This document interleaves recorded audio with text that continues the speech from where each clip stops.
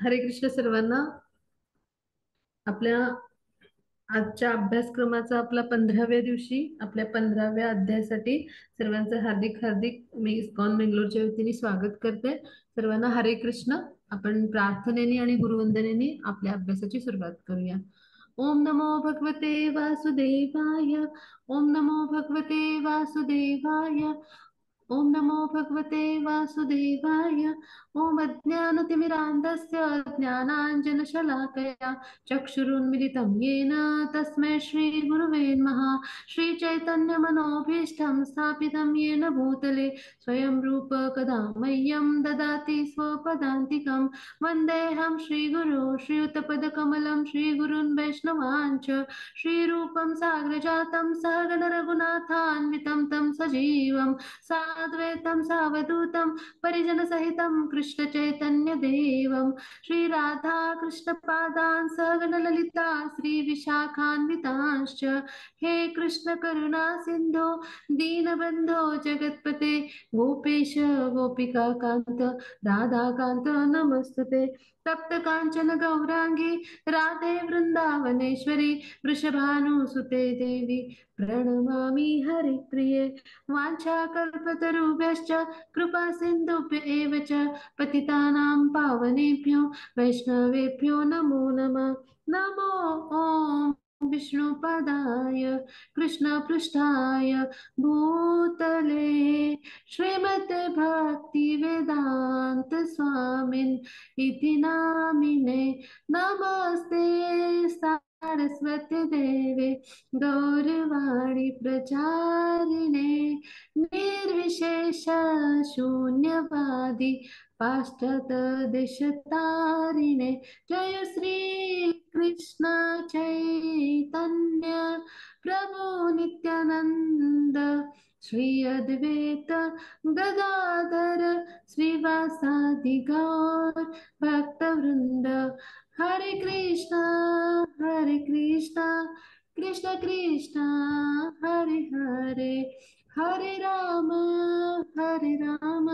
राम राम हरे हरे. हरे कृष्ण कृष्ण कृष्ण हरे हरे हरे राम राम राम हरे हरे. श्री चैतन्य महाप्रभु की जय हो. श्रीमद् भगवद गीता की जय हो. श्रील प्रभुपाद की जय हो. गुरु महाराज की जय हो. हरे कृष्ण सर्वांना सादर प्रणाम. आज आता आपण आपला 15वा जो अध्याय आहे तर त्याचा अभ्यास आपण सुरू करणार आहोत. आता 15व्या अध्यायाचं नाव काय आहे? पुरुषोत्तम योग. आता पुरुषोत्तम योग म्हणजे काय? तर परमपुरुषाशी म्हणजे आपण जोडले जाणे किंवा परमपुरुषाचा योग म्हणजे काय? तर परमपुरुष म्हणजे कोण आहेत? तर भगवान श्रीकृष्ण. मग त्यांच्याशी आपण कसा संबंध आपला प्रस्थापित करायचा आणि त्याद्वारे त्या संबंध प्रस्थापित केल्यानंतर आपली आध्यात्मिक स्वरूपस्थिती आपण जाणतो त्या योगे. हो की नाही? त्यांच्याशी संबंध प्रस्थापित करतो म्हणजे काय? कृष्णांना जाणतो. कृष्ण आपले स्वामी आहेत, परमपुरुष आहेत, सर्वोच्च नियंत्रक आहेत आणि अशा कृष्णांशी आपण जीवात्मा म्हणून आपला काय आहे स्वरूपस्थिती, आध्यात्मिक स्वरूपस्थिती काय आहे? तर जीवेर स्वरूप नितेर कृष्णदास असं कृष्णराज कविराज म्हणतात चैतन्य चरितामृत मध्ये. म्हणजे काय? तर आपण जीव म्हणजे कोण आहोत? त्यांचे सेवक आहोत, शाश्वत सेवक. मग हा संबंध आपण हे पुरुषोत्तम योग म्हणजे ह्या अध्यायाच्या माध्यमातून परमपुरुष जे आहे त्यांच्याशी आपला संबंध प्रस्थापित ह्या आजच्या अध्यायाच्या माध्यमातून ते ज्ञान घेऊन करणार आहोत. मग ते दिव्य ज्ञान कुठलं आहे आता ते आपण समजून घेणार आहोत. मग ते असं ज्ञान आहे. आता पुरुषोत्तम का म्हटलंय? तर पुरुषांमध्ये उत्तम असे सर्वोच्च ज्ञानाचे अधिकारी श्रीकृष्ण आहेत आणि मग त्यांच्याकडचं आपण ज्ञान घेणार आहोत आजच्या अध्यायामध्ये. ते दिव्य ज्ञान असे जे पुरुषामध्ये उत्तम परमपुरुष आहेत असे कोण आहेत? कृष्ण.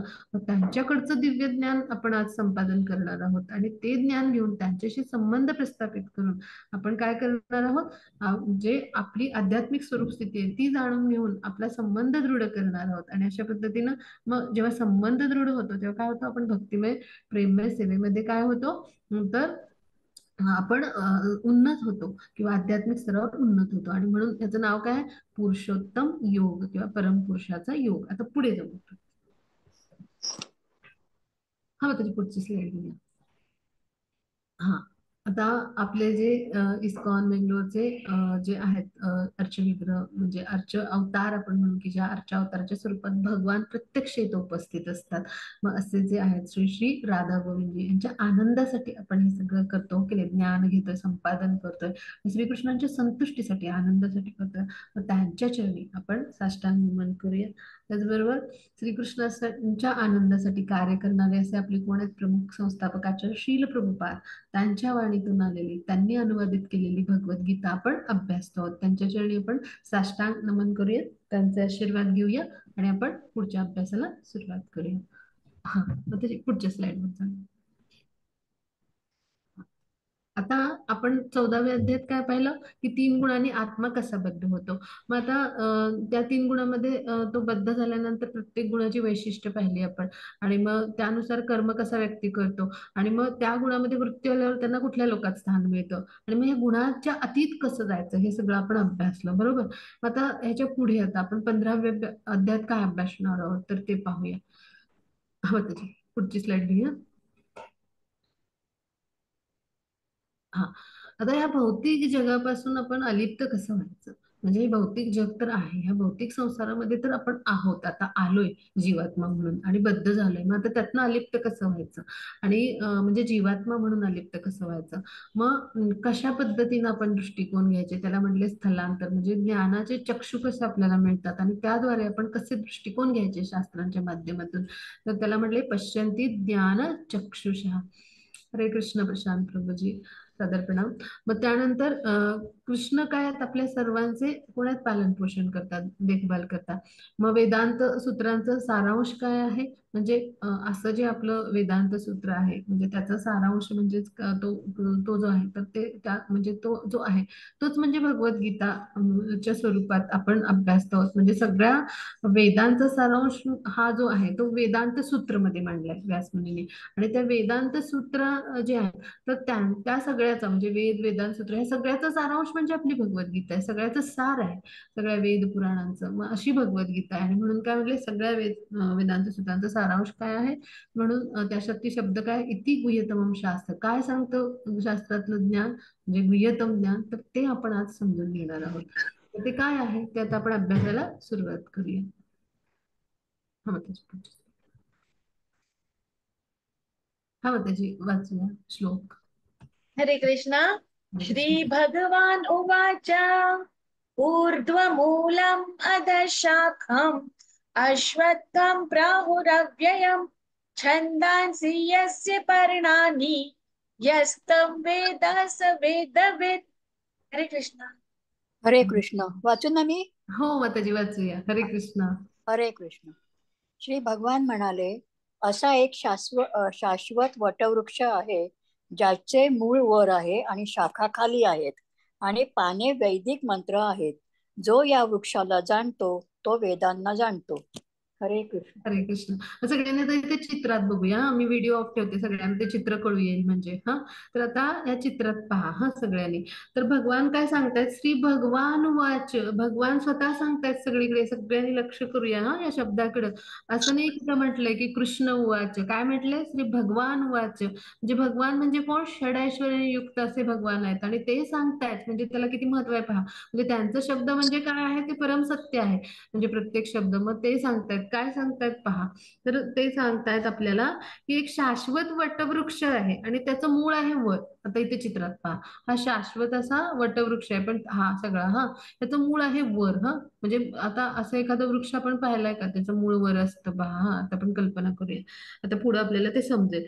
मग आता त्यांनी त्या हे जे वटवृक्ष आहे तर ह्याच्या शाखा कुठे आहेत सांगितल्यात, खाली आहेत. हे बघा, ह्या शाखा सगळ्या खाली आलेल्या आहेत, सगळ्या पसरलेल्या आहेत अशा भरपूर. मग आता त्याची पानं म्हणजे काय सांगितलं, वैदिक मंत्र. आता ही पानं आहेत हिरवीगार, हे म्हणजे काय, वैदिक मंत्र आहे. आणि जो या वृक्षाचं स्वरूप जाणतो तो वेदांना जाणतो. मग ह्याचा अर्थ काय ते समजून घेऊया. म्हणजे वेदांचं जे प्रयोजन आहे तेच काय आहे, कृष्णांना जाणणं. आणि जो कुणी भक्तिमय प्रेममय सेवेमध्ये संलग्न होतो म्हणजे कृष्ण भावनेमध्ये दृढ होतो किंवा कृष्ण भावना भावित कर्म करतो, तर तो काय आहे, पूर्वीच त्याला वेदाचं ज्ञान मिळालेलं असतं. म्हणून म्हणजे तो जो कृष्ण भावनेमध्ये येतो, कृष्णाच्या संतुष्टीसाठी कार्य करतो, भक्तिमय प्रेममय सेवा करतो, तर त्याला कृष्णांचं ज्ञान म्हणजे जे ज्ञान आहे वेदांमधलं, म्हणजे वेदांमध्ये जे कृष्णांचं वर्णन आहे, कृष्णांबद्दलचं दिव्य ज्ञान आहे, ते सगळं त्याला आधीच मिळालेलं असतं. तो वेदवेत्ताच असतो पहा. आणि वेदांचं तर प्रयोजन काय, कृष्णांना जाणणे. म्हणजे जर कोणी कृष्ण भावना भावित व्यक्ती असेल तर तो वेदवेत्ताच म्हटलं गेलंय. मग आता आपलं जे भौतिक जगत आहे ना, म्हणजे आपला जो भौतिक संसार, तर इथलं जे 3 गुणांच्या बंधनात आपण जीवात्मा म्हणून आहोत, हो की नाही. तर या बंधनाची तुलना केली वटवृक्षाशी. वटवृक्ष आहे म्हटलंय ह्याला. आणि मग हा वटवृक्ष काय आहे, तर म्हणजे जो आहे, तर तो काय आहे, आपल्या सकाम कर्माशी निगडित आहे. म्हणजे हा जो वटवृक्ष आहे, तर इथे सकाम कर्म म्हणजे काय, धर्म अर्थ काम मोक्ष ह्या 4 गोष्टींमध्ये आपण कसे आहोत, तर बांधले गेले. मग आता सकाम कर्म जे आहे, तर जो करणारा असतो म्हणजे फळाच्या इच्छेनं, म्हणजे ह्या भौतिक जगतामध्ये आपण सगळ्या इंद्रिय तृप्ती किंवा सकाम कर्माच्या गोष्टी करतो. म्हणजे प्रत्येक कर्म आपलं सकामच असतं, हो की नाही, फळाशनी. मग आता इथं हा भाग समजून घेऊया की जो कोणी म्हणजे अशा पद्धतीनं कर्म करतोय ह्या भौतिक प्रकृतीमध्ये, मग तो ह्या वटवृक्षाचा भाग आहे. तर ह्या वटवृक्षाला अंतच नाही आहे, कुठून सुरू झाला आणि कुठे संपलं काही कळतच नाही. मग त्याची अवस्था काय होते इथे, तर एका शाखेवरून दुसऱ्या शाखेवर तो नेहमी भटकतच राहतो. म्हणजे अशा पद्धतीनं त्याचं सकाम कर्म, इंद्रिय तृप्तीच्या म्हणजे ज्या काही इच्छा असतात त्यानुसार त्याचे कर्म सुरूच राहतात. म्हणजेच काय, इथे जन्म मृत्यूच्या फेऱ्यात आपण पुन्हा पुन्हा पुन्हा पुन्हा येत राहतो, असं हे भौतिक जगत आहे. आणि म्हणून या वृक्षाला काय, तर अंतच लागत नाही असं म्हटलंय. म्हणजे हे किती काळ चालू राहील आपल्याला माहिती नाही कर्म. मग आता या भौतिक संसार रूपी वृक्षाला अंत नाही. आणि हा वृक्ष जो आहे, तर त्यामध्ये जो आसक्त आहे, म्हणजेच काय, इथे या वृक्षामध्ये आसक्त म्हणजेच इंद्रिय तृप्तीच्या गोष्टी जो सगळा करतोय किंवा सकाम कर्म करतोय, मग अशा व्यक्तीला कधी मोक्ष प्राप्ती होईल का, बिलकुल नाही, हो की नाही. तो जन्म मृत्यूच्या फेऱ्यात वेगवेगळ्या आपल्या इच्छा आणि आकांक्षानुसार येतच राहील. आणि आपल्या इच्छा आकांक्षा इतक्या असतात की 84 लक्ष योनी झाल्या तरी ते आपल्याला पुरत नाही, आपण पुन्हा पुन्हा पुन्हा पुन्हा बांधले जातो, हो की नाही. म्हणजे जेवढ्या इच्छा आकांक्षा त्यानुसार आपल्याला त्या योनी केल्यात. म्हणजे प्रत्येक जन्मात काही सगळ्या इच्छा आकांक्षा पूर्ण होत नाहीत पहा. आणि आपले जे काही इच्छा आकांक्षा त्यानुसार कर्मफल आणि त्यानुसार आपण बांधले जातो आणि एवढ्या योनीतनं आपण प्रवास करतो, तरी पण आपल्या संपत नाहीत इंद्रिय तृप्तीच्या इच्छा. म्हणजे पहा किती आसक्ती असतात. म्हणजे मग अशा व्यक्तीला कधी मोक्ष प्राप्त होईल का, बिलकुल नाही. मग वेदांचं प्रयोजन काय, वैदिक मंत्र काय आहेत, आपल्या आत्म्याची उन्नती करायला, आपल्या आत्म्याला ते ज्ञान देतात, आत्म्याची उन्नती करण्यासाठी आहेत. आणि त्या वृक्षाची पानं कशी आहेत, तर ती अशी हिरवीगार, म्हणजे आपल्याला उन्नती करण्यासाठी आहेत, आत्मज्ञान मिळून वैदिक ज्ञानाच्या माध्यमातून. पण होतं काय, पहा, तर इकडे वैदिक ज्ञान घ्यायच्या माध्यमातून जो कोणी असा असतो कर्मी, तर तो काय होतं, कर्म करत असताना ह्या वैदिक जे मंत्र आहेत, तर त्याची जी हिरवीगार पानं, म्हणजे वेदांमध्ये काही यज्ञ सांगितलेले आहेत, तर तिकडं आकर्षित होतो. म्हणजे कर्मकांडाचा भाग म्हणजे सकाम कर्म, कर्मकांड म्हणजे सकाम करणं कर्म, पुत्रप्राप्तीसाठी यज्ञ, स्वर्गप्राप्तीसाठी यज्ञ, धनप्राप्तीसाठी, मग इकडे आकर्षित होतं. आणि त्यामुळे काय होतं, पुन्हा तो सकाम कर्माशीच बांधला जातो. उच्च लोकात पुण्यकर्म त्याच्या कडे येतं, म्हणजे त्याच्या हे सकाम कर्मामुळं. आणि त्यामुळे पुन्हा तो या उच्च लोकात त्याला स्थान मिळतं, तिथलं पुण्य क्षीण झालं की पुन्हा तो पृथ्वी लोकात येतो. म्हणजे काय, या जन्म मृत्यूच्या फेऱ्यात पुन्हा पुन्हा येत राहतो. म्हणजे या वृक्षाला काही अंतच नाही. आणि जेवढा आसक्त तेवढं पुन्हा पुन्हा तो या बंधनात बांधला जाईल, पुन्हा पुन्हा या कर्म म्हणजे ह्या कर्मामध्ये, सकाम कर्मामध्ये बांधला जातो. आणि अशा पद्धतीनं ह्याला कधी अंतच होत नाही. एका फांदीवरून दुसऱ्या फांदीवर, म्हणजे एक जन्म झाला, दुसरा जन्म, तिथं पुन्हा इच्छा, पुन्हा तिसरा जन्म, असं चालूच राहतं. मग आता या वृक्षाची मुळं आहेत ती ऊर्ध्व दिशेने म्हणजे वरच्या दिशेने वाढतात, म्हणजे कुठे, ब्रह्मांडाच्या दिशेने वाढतात, बरं का. आणि मग वृक्षाचा प्रारंभ आहे तो ब्रह्मांडातला सर्वोच्च असा ब्रह्मलोक इथून झालाय. तर ब्रह्माजी दिसतात बरं का सगळ्यांना, पाहता ना सगळे. तर आता ब्रह्मलोक म्हणजे काय, हा 14, आपण पाहिलं की 14 लोक आहेत एकूण, भौतिक आहेत ते सगळे. आणि मध्यभागी पृथ्वी लोक आहे. मग ह्या सर्वोच्च लोक, भौतिक लोक, तो पण काय आहे, भौतिकच लोक आहे, म्हणजे जिथं ब्रह्माजी आहेत. म्हणजेच काय, की या वृक्षाची सुरुवात आहे, या भौतिक जगत रूपी वटवृक्षाची सुरुवात, की जिथे प्रकृतीच्या 3 गुणांनी आपण सगळे बांधलं गेलोय, ब्रह्मलोकांपासून सगळे. मग असे जे लोक आहेत, तर हे सुरू होतात. मग पहिला ब्रह्मलोक आहे. मग हे काय आहे, तर भौतिक बंधन आहे भौतिक जगतातलं. आणि त्यामुळं असा जो अविनाशी मोहरूपी वृक्ष आहे ना, हा, तर ह्याचं ज्ञान ज्याला होतं तो त्या वृक्षाच्या बंधनातनं बाहेर पडेल. की हा कसा आहे, भौतिक जगत रूपी वटवृक्ष आहे, हा मोहरूपी म्हणजे असा वृक्ष आहे की असा. तर हे जेव्हा एखाद्याला ज्ञान होतं तर तोच ह्या काय करेल, वृक्षाच्या बंधनातून म्हणजेच काय, या भौतिक बंधनातून बाहेर पडू शकेल. मग आता मनुष्यानं भौतिक बंधनातून मुक्त व्हायची पद्धत जाणून घेतली पाहिजे. आता वेगवेगळे विधी आपण समजून घेतलेत, पण भक्ती सेवा आणि भगवत भक्ती हा सर्वोत्तम विधी आहे. आपण 13व्या अध्यायापर्यंत पाहिलं.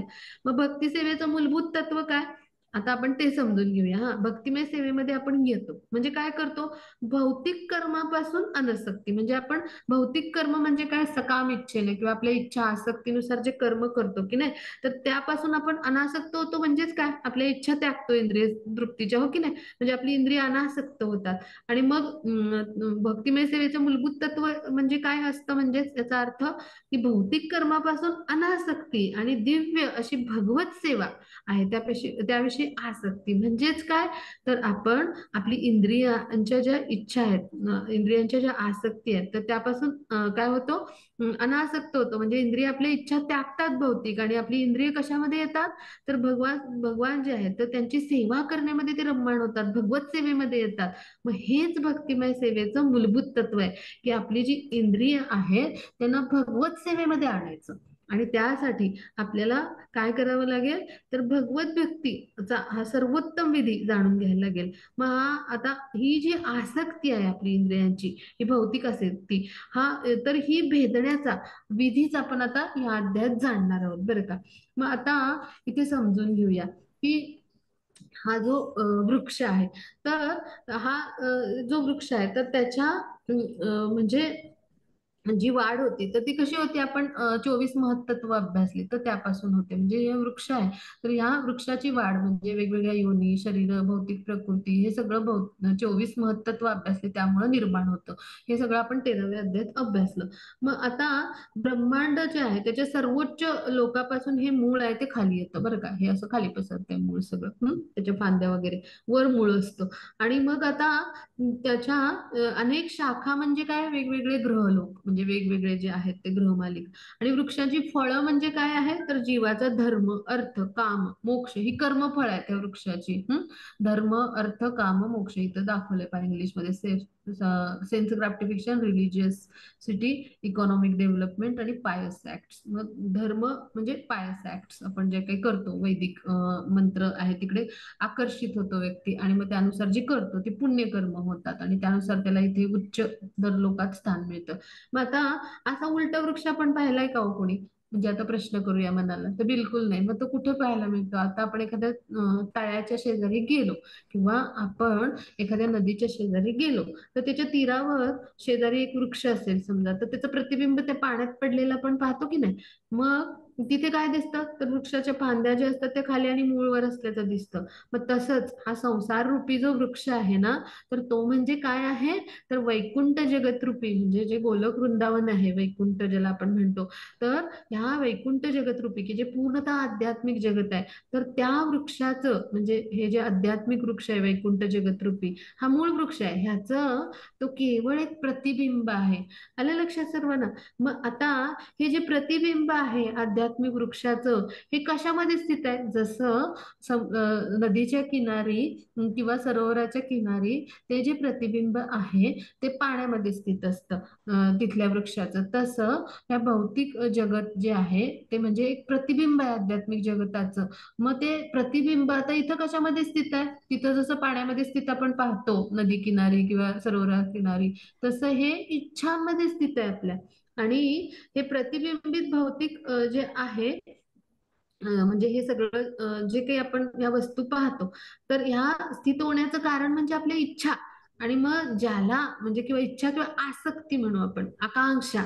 मग ज्याला या संसारातून बाहेर पडायचे, भौतिक संसारातून, त्यानं काय केलं पाहिजे, या वृक्षाविषयी अध्ययन केलं पाहिजे. म्हणजेच कशाविषयी, आध्यात्मिक जगत म्हणजेच काय, आध्यात्मिक जगताचं ज्ञान आणि आध्यात्मिक दिव्य ज्ञान भगवंतांविषयी, हे काही भिन्न नाहीये, एकच आहे सगळं, हो की नाही.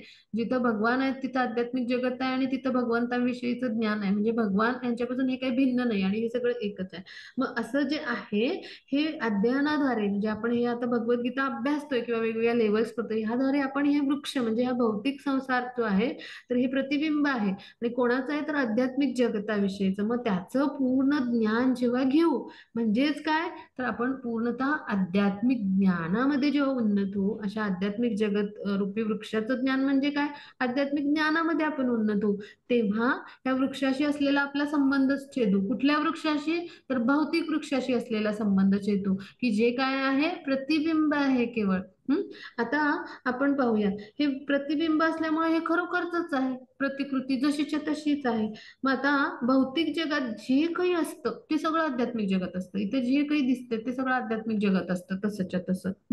मग आता निर्विशेषवादी निराकार ब्रह्मालाच भौतिक जगतरूपी वृक्षाचं मूळ मानतात. म्हणजे जे निर्विशेष ब्रह्म म्हणजे काय, भगवान म्हणजे प्रकाश आहेत, ते त्या म्हणजे भौतिक जगालाच वृक्षाचं मूळ मानतात. म्हणजे जे निर्विशेष ब्रह्मावर आपलं ध्यान केंद्रित करतात आणि भगवान म्हणजे काय प्रकाश आहे असं मानतात, तर त्यांना वाटतं हे भौतिक जग म्हणजेच मूळ आहे. पण प्रत्यक्षात काय आहे तर हे भौतिक जग हे मूळ नसून कुठलं मूळ आहे तर आध्यात्मिक जगत हे मूळ आहे. म्हणजेच काय तर मूळ शाश्वत वृक्ष, आध्यात्मिक वृक्ष म्हणजे काय ते वैकुंठ आहे.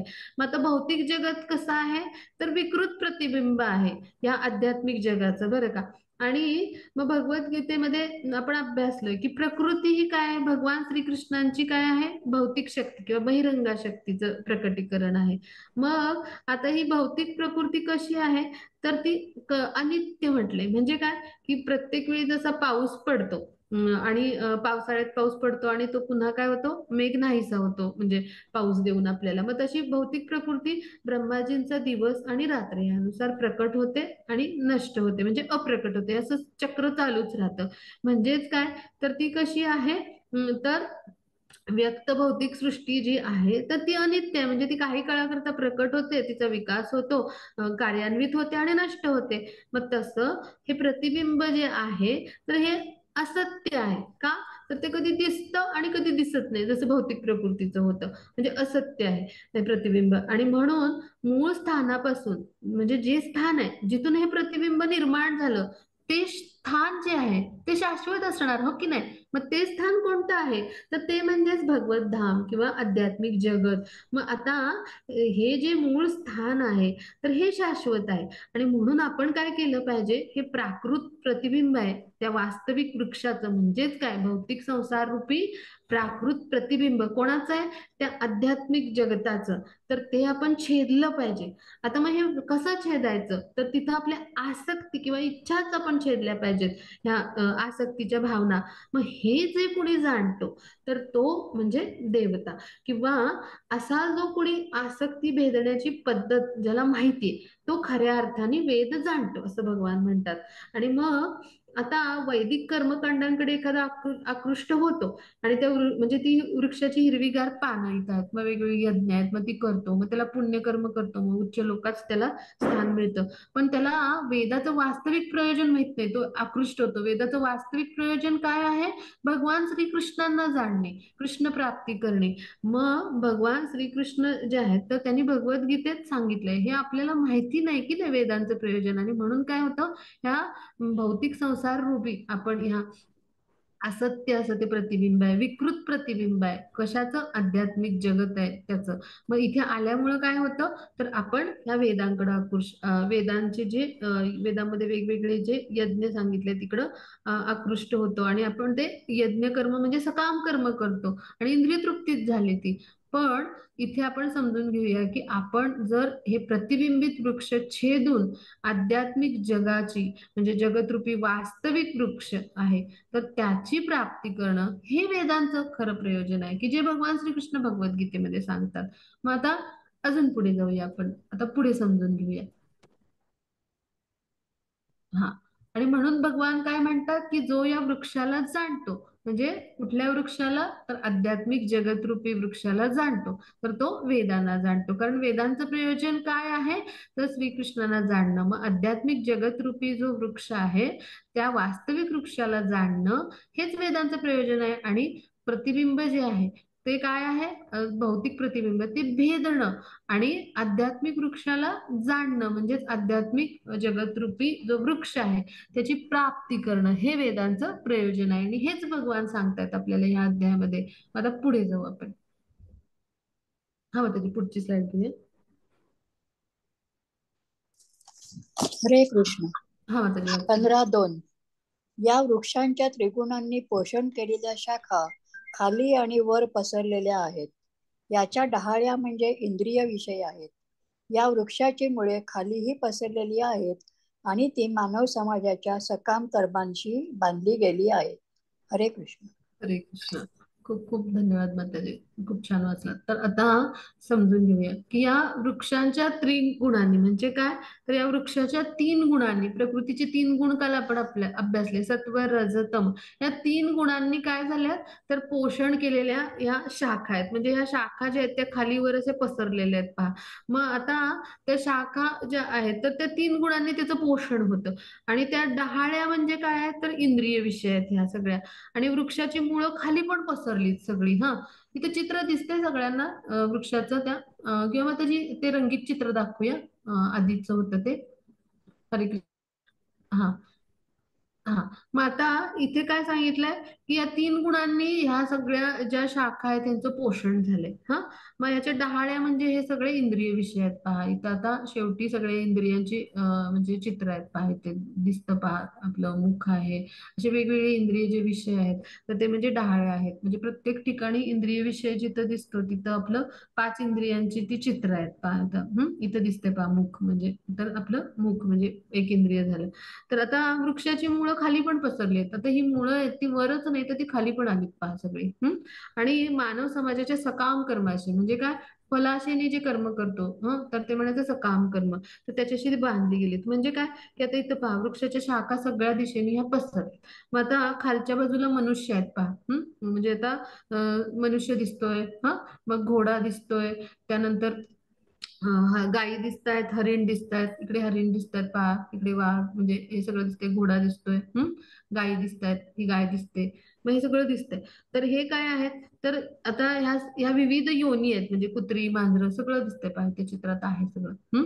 मग हे काय आहेत, विविध योनी आहेत. मग आता ज्या खालच्या भागाशी आहेत त्या काय आहेत तर निम्न योनी आहेत. म्हणजे ह्या खालच्या योनी आहेत ना, खालचा स्तराला निम्न योनी, घोडा, वाघ आला, हरिण आलं, साप आला, छोटे छोटे प्राणी आले, मासे दाखवले, सगळ्या या निम्न योनी आहेत. मग आता वरच्या भागात काय, देवता आणि गंधर्व आहेत पहा इथे. इथे आहेत पहा हे सगळे, हे देवता, हे गंधर्व सगळे. मग आणि उच्च जीवयोनी म्हणजे उच्च लोक, म्हणजे ब्रह्माजी, म्हणजे उच्च लोक आहे ना, सर्वोच्च लोक, म्हणजे हे सगळे उच्च योनीतले सगळे लोक आहेत. मग आता म्हणजेच काय की इथं वरच्या भागात वृक्षाच्या काय आहे तर उच्च योनी आहेत आणि खालच्या भागात निम्न योनी आहेत. भौतिक जगात असंच आहे ना, उच्च आणि निम्न योनी असा फरक आहे. मग आता वृक्षाची वाढ कशी पाण्याने होते तशी वृक्षाची वाढ इकडे त्रिगुणांनी होते, 3 गुणांच्या पोषणामुळे होते आणि त्यानुसार आपल्याला त्या त्या लोकात स्थान मिळतं. मग कधी कधी पाणी नसेल तर ओसाड भूमी असते की नाही, मग तसं, आणि पाणी असलं तर हिरवीगार भूमी. मग तसं विशिष्ट प्रकृतीचे गुण जिथं अधिक प्रमाणात विकसित झाले तिथं भरपूर अशा सगळ्या निम्न योनी, विविध जीवांच्या योनी असतात. त्या त्या लोकांमध्ये, म्हणजे त्या ब्रह्मांड लोकांमध्ये असं घडतं. म्हणजे त्या ब्रह्मांडामध्ये आणि तिथल्या लोकांमध्ये जेवढ्या जास्त योनी विकसित तेवढा तिथं काय असतात त्रिगुण असतात ते तिथं विकसित झालेले असतात. म्हणजे त्रिगुणामुळे ते असतं. मग आता डहाळ्यांना इंद्रिय विषय मानतात, ह्या सगळ्या जे फांद्या आहेत डहाळ्या, तर ते इंद्रिय विषय आहेत. मग आता प्राकृतिक गुणांच्या विकासामुळे इंद्रिय सगळी विकसित होतात. 3 गुणांच्या विकासामुळे इंद्रिय विकसित होतात, म्हणजे इंद्रियांना वेगवेगळे इंद्रिय विषय समजतात आणि इंद्रिय तृप्तीच्या कार्यांना काय होतो, आरंभ होतो. मग अग्रभागी नाक, डोळे, कान ही इंद्रिय आहेत पहा, इथं इथं दिसतात पहा चित्रात. मग आता शब्द, रूप, स्पर्श हे इंद्रिय विषय झाले या डहाळ्या म्हणजे. मग आता याची अंगभूत मुळं म्हणजे राग आणि द्वेष. ह्याची अंगभूत मुळं म्हणजे मुळतच उपजतच आहेत ती म्हणजे राग आणि द्वेष. आणि मग आता त्याची जी अंगमूळ मुळं राग आणि द्वेष आहेत तर विविध प्रकारचे आता आपण कर्म करतो त्यानुसार आपल्याला जी दुःख येतात ती म्हणजे काय, ह्या इंद्रिय भोगाची उपफळ आहे. असं आपण समजून घेऊया. मग पुण्य आणि पाप हे जे काय आहे हे दुय्यम मुळांपासून विकास झालं. म्हणजे काय, दुसरी मुळं, उपजत मुळं म्हणजे राग आणि द्वेष. मग त्यानुसार आपण जे कर्म करू, चांगलं कर्म केलं तर पुण्य होईल, वाईट कर्म केलं तर पाप होईल. म्हणून त्यांना काय म्हटले, दुय्यम मुळं म्हटले आणि त्यांचा हरे विकास कृष्णा. झाला असं म्हटलं जातं. मग अशा पद्धतीनं हे सगळे जे ग्रहलोक आहेत वेगवेगळे म्हणजे त्यांचा विकास झालाय पहा. मग आता इथं आपण समजून घेऊया की उच्चतर लोकांमध्ये आपली विविध पुण्यकर्म आहे, त्याचा उपभोग घेतल्यानंतर काय होतं, मनुष्य खालच्या योनीमध्ये येतो पहा. म्हणजे की त्याचं जेव्हा पुण्यकर्म क्षीण होतं त्यावेळेला तो पुन्हा पृथ्वीवर येतो आणि उच्च लोकात म्हणजे पुन्हा प्राप्तीसाठी तो पुन्हा पूजा असं काम कर्म असं म्हणजे जी कर्मकांड आहेत वेदांतचे जे हिरवीगार पान आहेत तिकडे आकर्षित होतो, म्हणजे काय ते दाखवले पाहिजे, यज्ञ करतो कर्मकांड करतो आणि मग पुन्हा पुण्यकर्म करून उच्च लोकात त्याला असं स्थान मिळतं. आणि पुन्हा पुन्हा तो पृथ्वी लोकावर येतो. अशा पद्धतीनं त्याचं हे सगळं सुरूच राहतं, म्हणजे असं काम कर्म करतो उच्च लोकात पुण्य जी कर्म असतात त्याची फळं भोगतो पुन्हा पृथ्वीवर येतो असं घडतं. म्हणून मनुष्य लोकाला काय म्हटले किंवा पृथ्वी लोक किंवा मनुष्य लोक म्हणजे काय, कार्यक्षेत्र मानलंय जीवाचं. इथे येऊन आपण कर्म करतो ना म्हणून कार्यक्षेत्र मानलंय. आता पुढे जाऊ. हा बताइए पुढची स्लाइड, पुढची स्लाइड घ्या माताजी. हरे कृष्ण. येस हा माताजी, मी वाचते. हो, मी वाचते. या पुढची स्लाइड वृक्षाच्या त्रिगुणांनी माताजी पोषण माताजी, केले. येस हा माताजी. झालाय हा झालाय, याची पुढची स्लाइड. ओके.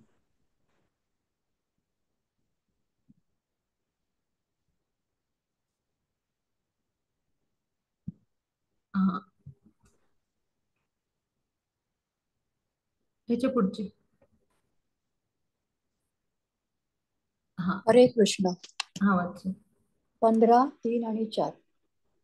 या वृक्षाचे वास्तविक रूप या जगतात अनुभवता येत नाही. याचा आदी अंत आधार कोणीही जाणू शकत नाही. परंतु मनुष्याने खोलवर मुळे गेलेल्या या वृक्षाला निश्चयाने अनासक्ती रूपी शस्त्राद्वारे छेदून टाकले पाहिजे. त्यानंतर मनुष्याने असे स्थान शोधावे की ज्या ठिकाणी गेल्यावर पुन्हा परतावे लागत नाही. ज्या परमपुरुषाकडून अनादी काळापासून सर्व गोष्टींचा प्रारंभ आणि विस्तार झाला आहे त्या परमपुरुषाला त्या ठिकाणी शरण गेले पाहिजे. हरे कृष्ण. हरे कृष्ण. खूप छान वाचलं माताजी. तर आता आधीचं जे इंग्लिश चित्र होतं त्याच्यामध्ये सोप्या पद्धतीनं लिहिलंय, ते चित्र एकदा सगळ्यांनी बघितलं की तुम्हाला लक्षात येईल बरं का. ते चित्र आपण अभ्यास करताना पाहूया, जे मी काही सांगितलं आता वर्णन केलं ते म्हणजे अजून या सोपं आहे.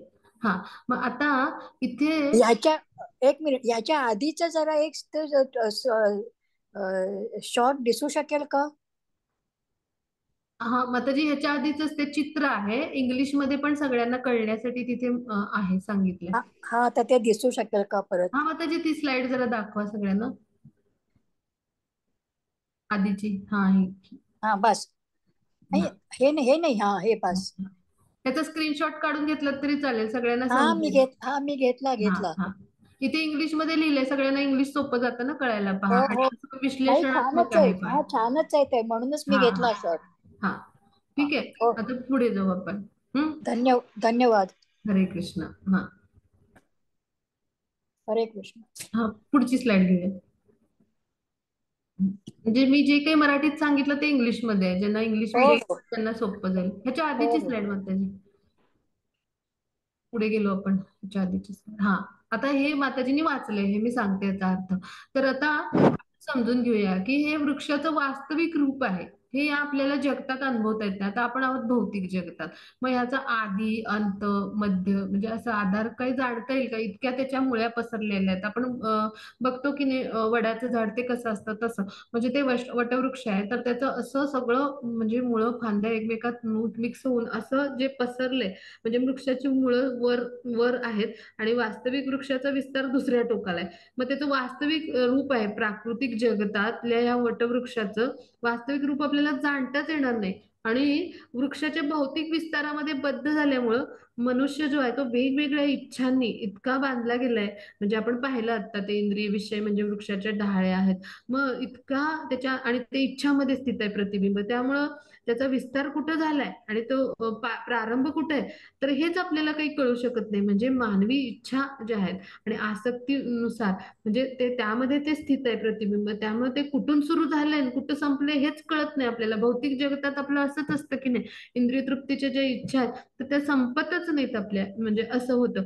मग वृक्षाचं आता आपण मूळ कारण शोधलं पाहिजे. आता आपण मूळ कारण शोधायला गेलो तर मी माझ्या पित्याचा पुत्र आहे, मग माझे पिता अमुक अमुक यांचे पुत्र आहेत, म्हणजे आजोबांचे. मग अशा रीतीने आपण शेवटी गेलो शेवटपर्यंत शोधत, तर आपल्याला काय समजेल, गर्भोदकशाही विष्णू जे आहेत त्यांच्या नाभी कमळातून उत्पन्न झालेले ब्रह्मदेव जे आहेत ते आपले कोण आहेत, पिता आहेत, म्हणजे त्यांच्यापासून आपण निर्माण झालो.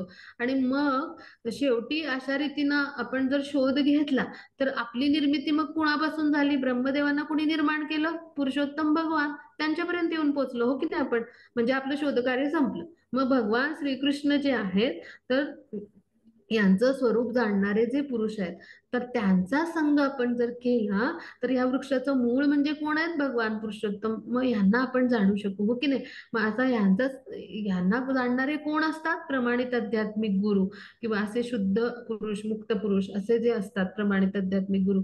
मग यांना आपण शरण गेलो तर निश्चितच भगवान श्रीकृष्णांचं आपण स्वरूप जाणू. आणि भगवान श्रीकृष्णांचं स्वरूप जाणल्यावर तो व्यक्ती काय करेल, वास्तवाचं म्हणजे जे आहे तर हे जे मिथ्या प्रतिबिंब आहे तर ह्याच्यापासून तो काय होईल, अनासक्त होईल. म्हणजेच काय, ह्या भौतिक जगतापासून अनासक्त होईल. आणि ह्या भौतिक जगताशी असलेला आपला संबंध भगवान श्रीकृष्णांच्या न जाणणं म्हणजे काय, त्यांच्या दिव्य कर्म आणि जन्म यांच्याविषयी ज्ञान घेणं. मग या ज्ञानाद्वारे तो काय करेल, या वृक्षाशी असलेला संबंध आहे तो छेदेल किंवा भेदेल आणि वास्तविक वृक्षामध्ये स्थित होईल. म्हणजेच काय, आध्यात्मिक ज्ञानामध्ये स्थित होईल. मग आता मनुष्यानं काय केलं पाहिजे, म्हणून प्रमाणित आध्यात्मिक गुरूंच्याकडे गेलं पाहिजे. आणि आध्यात्मिक विज्ञानाद्वारे, ह्या भगवत भक्तीच्या विज्ञानाद्वारे आपण अनासक्त कसं व्हायचं हे शिकलं पाहिजे. आणि हे आपल्याला उन्नत ज्ञानी पुरुषांकडून श्रवण करूनच शिकता येतं, त्यांच्या मार्गदर्शनानेच आपण शिकू शकतो.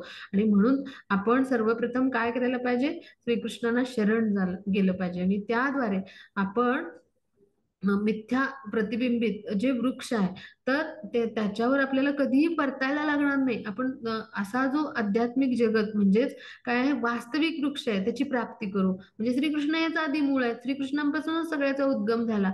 मग त्यांची कृपा प्राप्त करण्यासाठी आपण केवळ शरण गेलं पाहिजे श्रीकृष्णांना. आणि ते श्रीकृष्णांना शरण जाऊन आपण काय केलं पाहिजे, प्रमाणित आध्यात्मिक गुरूंच्याकडून ज्ञान प्राप्त करून अनासक्ती शिकली पाहिजे. आणि त्यांच्या श्रीकृष्णांविषयी अशा शुद्ध पुरुषांकडून श्रवण केलं पाहिजे किंवा नवविधा भक्ती केली पाहिजे, कीर्तन केलं पाहिजे, ते कसं करायचं शिकलं पाहिजे. आणि मग त्याद्वारे आपण काय करू शकतो, श्रीकृष्णांना प्राप्त करू शकतो. आणि हेच भक्तिमय सेवेचं फळ आहे की श्रीकृष्णांची प्राप्ती. आणि म्हणून भगवान जे आहेत तर त्यांना आपण प्राप्त करण्यासाठी आध्यात्मिक प्रमाणित गुरूंना शरण जाऊन त्यांच्याद्वारे अनासक्ती आपण शिकली पाहिजे. म्हणजेच ह्या त्यांच्याकडून प्राप्त ज्ञानाद्वारे आपण काय केलं पाहिजे, हा जो आसक्ती रूपी म्हणजे जो प्राकृतिक मिथ्या प्रतिबिंब असलेला भौतिक जगताचा वृक्ष आहे तो काय केला पाहिजे, त्या दिव्य ज्ञानाद्वारे भेदला पाहिजे. आणि वास्तविक वृक्ष म्हणजे आध्यात्मिक जगत आहे त्याची प्राप्ती केली पाहिजे. मग हे कशामुळे साध्य होईल, आध्यात्मिक गुरूंच्यामुळे. आणि काय साध्य होईल, श्रीकृष्णांना शरण गेल्यामुळं. मग श्रीकृष्णांना शरण गेल्यावर त्यांची प्राप्ती करून देणारे, त्यांच्याविषयी ज्ञान देणारे कोण असतात, प्रमाणित आध्यात्मिक गुरु. ते भगवंतांचे प्रमाणित प्रतिनिधी, गुप्त प्रतिनिधी असतात. आणि म्हणून आपण त्यांना शरण जेव्हा जातो तेव्हा आपोआपच या सांसारिक वृक्षापासून काय होतो की जो मिथ्या प्रतिबिंब आहे ह्याच्यापासून मुक्त होतो किंवा विरक्त होत जातो. मग आता पुढे जाऊ. हा, मग इथं भेदलेलं चित्र दाखवलं होतं पहा वृक्षाचं. मग ते भौतिक हरे कृष्ण. वृक्षाचा भेदायचा आहे. हा, मग त्याची वाचू. न तद्भासयते सूर्यः न शशाङ्को न पावकः यद्गत्वा न निवर्तन्ते तद्धाम परमं मम. हरे कृष्ण. हरे कृष्ण. हा, मग त्याची वाचू. मंजिरी मग त्याची अर्थ वाचूया. हरे कृष्ण. हा, हरे कृष्ण. मी म्यूट होतो माझं, सॉरी. त्या माझ्या परमधामाला सूर्य, चंद्र तसेच अग्नी किंवा वीज प्रकाशित करीत नाही. जे त्या धामाला पोहोचतात ते पुन्हा या भौतिक जगतात परत येत नाहीत. हरे कृष्ण. हरे कृष्ण. आता पहा, इथे चित्रात पहा, भगवान श्रीकृष्णांचा आध्यात्मिक धाम म्हणजे हा कृष्ण लोक, ह्याला गोलोक वृंदावन आपण म्हणतो, हो की नाही. मग इथे सूर्य, चंद्र, अग्नी, वीज प्रकाश करत नाहीत, म्हणजे प्रकाश देत नाहीत. त्यांनी प्रकाश म्हणजे त्यामुळे काही हे जगत प्रकाशित नाहीत. पण जे त्या धामाला पोहोचतात इकडे, ते पुन्हा परतून येत नाहीत. म्हणजे काय, श्रीकृष्णांचा आध्यात्मिक जो कृष्ण लोक आहे, गोलोक वृंदावन म्हणतो आपण त्याला. तर त्याचं वर्णन आहे इथे पहा. वैकुंठ लोक म्हणजेच काय, हे सगळं. तर इथे आपण पोहोचलो. तर इथे आपण पोहोचल्यानंतर इथे सूर्यप्रकाश, चंद्रप्रकाश, अग्नी म्हणजे अशी वीज, याचा असा काही पुरवठा करायची आवश्यकता बिलकुल नाही. इथले सगळे ग्रहलोक म्हणजे जे आहेत स्वयंप्रकाशित आहेत. भगवान श्रीकृष्णांच्या शरीरातून जे तेज प्रसारित होतं त्याला म्हणायचं ब्रह्मज्योती. तर त्यांनी हे सगळे लोक प्रकाशित आहेत, म्हणून इथं कुठलाही विद्युत पुरवठा गरज नाही पहा. तर अशा पद्धतीचा आपल्याला जसं आवश्यक असतो भौतिक जगतामध्ये विद्युत पुरवठ्याची, तशी इथं काही गरज नाहीये. मग आता समजून घेऊया आपण की हे अखिल भौतिक जे विश्व आहे तर त्याला हा सूर्यच प्रकाशित करतो, हो की नाही. सूर्य हा एकमेव काय स्वयंप्रकाशित आहे. त्याला कुठून प्रकाश मिळतो, भगवान श्रीकृष्णांकडून, आणि त्याद्वारे तो सगळ्या ग्रहगोल ताऱ्यांना प्रकाशित करतो. मग आता आध्यात्मिक विश्वामध्ये सगळे ग्रहलोकच असे सूर्यासारखे स्वयंप्रकाशित आहेत पहा. इथले सगळे ग्रह, ही सगळी छोटी छोटी वैकुंठ आहेत, ती सगळी स्वयंप्रकाशित आहेत.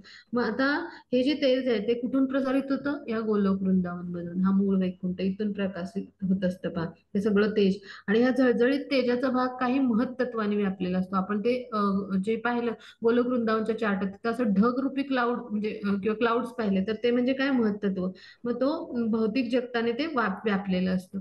मग आता हे प्रकाशमय विश्वाचा अधिकांश भाग वैकुंठ लोक ना, म्हणजे अशा वैकुंठ लोक म्हणजे हे छोटे छोटे वैकुंठ, ह्या नावाचे असंख्य आध्यात्मिक ग्रहलोक आहेत. म्हणजे ह्याचा जो भाग आहे आध्यात्मिक, हे छोटे छोटे वैकुंठ लोक आहेत, त्यांनी हे व्यापलेलं आहे. आणि ह्याचं मूळ म्हणजे काय आहे, तर गोलोक वृंदावन, की जे मूळ वैकुंठ म्हणायचं.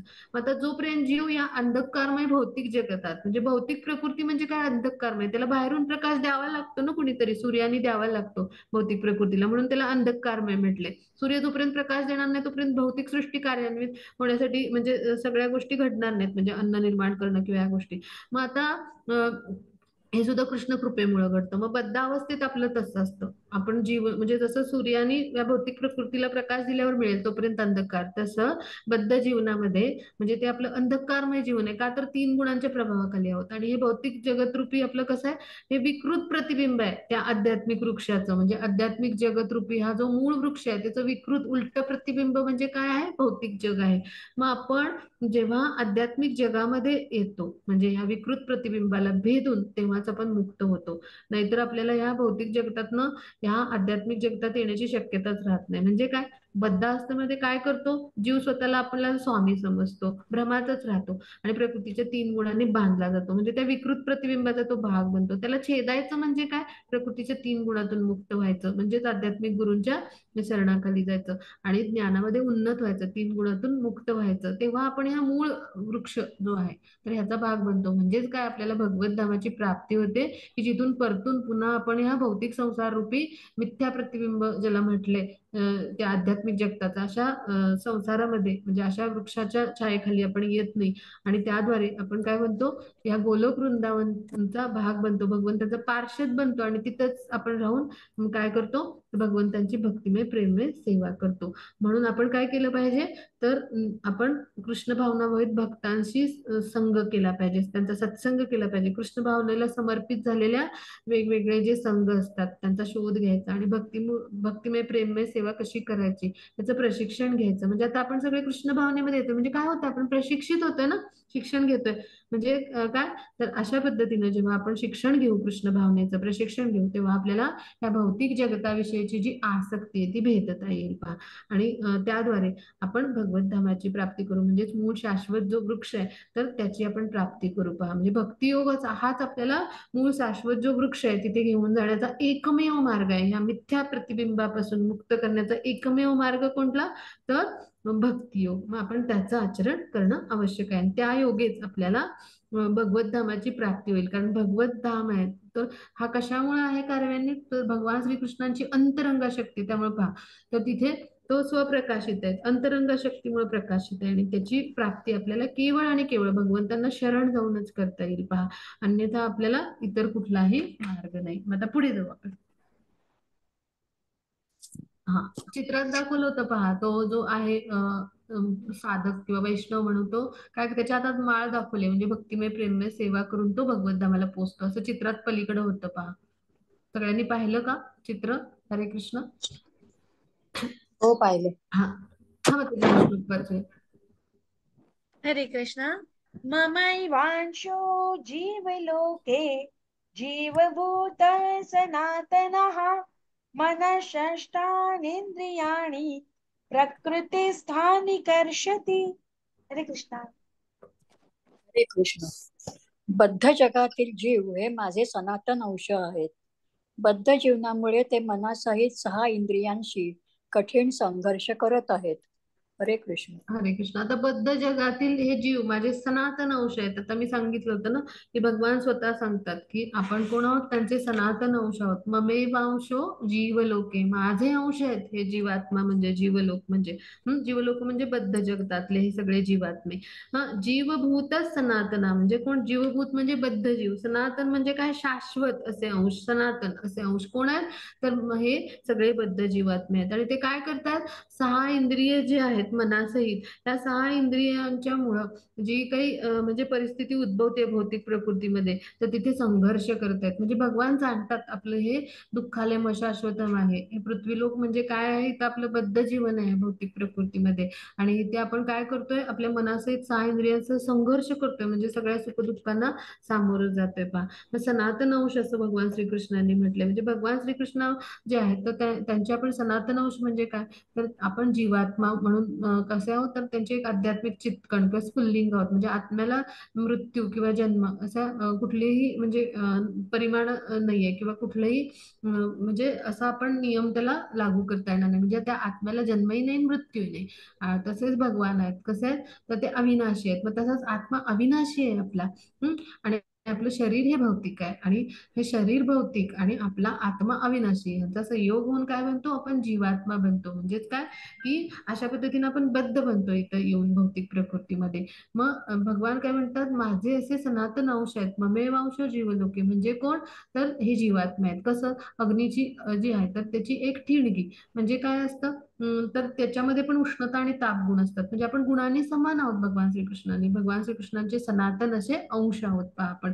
मग आपण इथे काय करतोय? भौतिक प्रकृतीतलं एक क्लेशदायक जीवन आपण जगत आहोत. मनासहित 6 इंद्रियांनी संघर्ष करत आहोत. म्हणजे इथे चित्रात पण दाखवले पहा, हे जे फळ आहे हे त्याचे एक म्हणजे एक एक भाग त्या फळाचा, अनेक बीज असतात. मग ते म्हणजे आपण आहोत, पण मूळ फळ इथे असतं. तसं भगवान म्हणजे हे मूळ फळ, आणि आपण कोण आहोत? म्हणजे मूळ वृक्ष म्हणजे भगवान.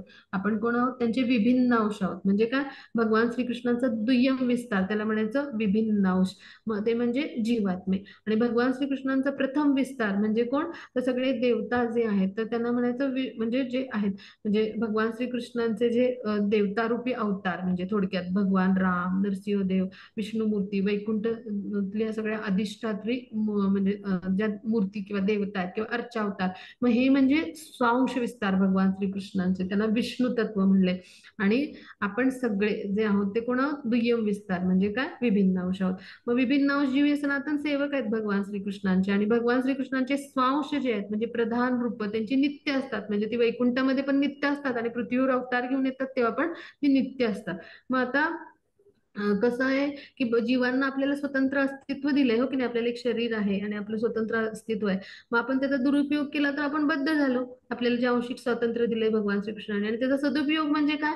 भगवान श्रीकृष्णांशी आपलं असलेलं नातं जाणणं, आपण त्यांचे सेवक आहोत ते जाणून त्यांच्या दिव्य सेवेमध्ये जेव्हा संलग्न होतो तेव्हा काय होतं? आपण त्यांच्या कृपेस प्राप्त होतो. अन्यथा काय होतं? आपण त्यांच्याशी असलेलं नातं आपलं विस्मरण होतं आपलं त्या नात्याचं, आणि आपण स्वातंत्र्याचा काय करतो? दुरुपयोग करतो, इंद्रिय तृप्ती करतो. आणि त्याद्वारे काय होतं? मग प्रकृतीच्या 3 गुणामध्ये आपण बांधले जातो. आपण मायाशक्तीच्या ताबडतोब काय होतो? त्या मायाशक्तीच्या प्रभावाखाली येतो, आणि जी 3 गुणांनी काय आहे? युक्त आहे. आणि त्याद्वारे आपण भौतिक जगतामध्ये आपलं अस्तित्व टिकवून ठेवायला खरतर संघर्ष करायला लागतो आपल्याला. असं आपलं घडतं. मग आपल्याला ज्या काही योनी मिळतात त्यानुसार आपण पूर्वकर्मानुसार आपण इथे येतच राहतो. म्हणजे अशा पद्धतीनं आपलं जन्ममृत्यूच्या फेऱ्यामध्ये येण्याचं चक्र सुरूच राहतं. म्हणजे भगवान श्रीकृष्णांच्या कृपेमुळेच काय होतं? त्यांना शरण गेल्यामुळेच आपण म्हणजे भगवान जे आहेत तर त्यांच्या कृपेमुळे आध्यात्मिक देहाची प्राप्ती करून आपण भगवत धामामध्ये जाऊ शकतो. आणि आता इथं ममेव अंश भगवान म्हणतात म्हणजे इथं भौतिक कल्पना नाही भगवंतांची आपण अंश आहोत म्हणजे एखादी वस्तू आहे त्याचा तुकडा तुटून पडला अशी नाही भौतिक कल्पना घ्यायची बरं का. आत्म्याचे ना तुकडे करता येतात ना त्याला जाळला जातो ना त्याला सुकवता येतं ना त्याला ओला करता येतं.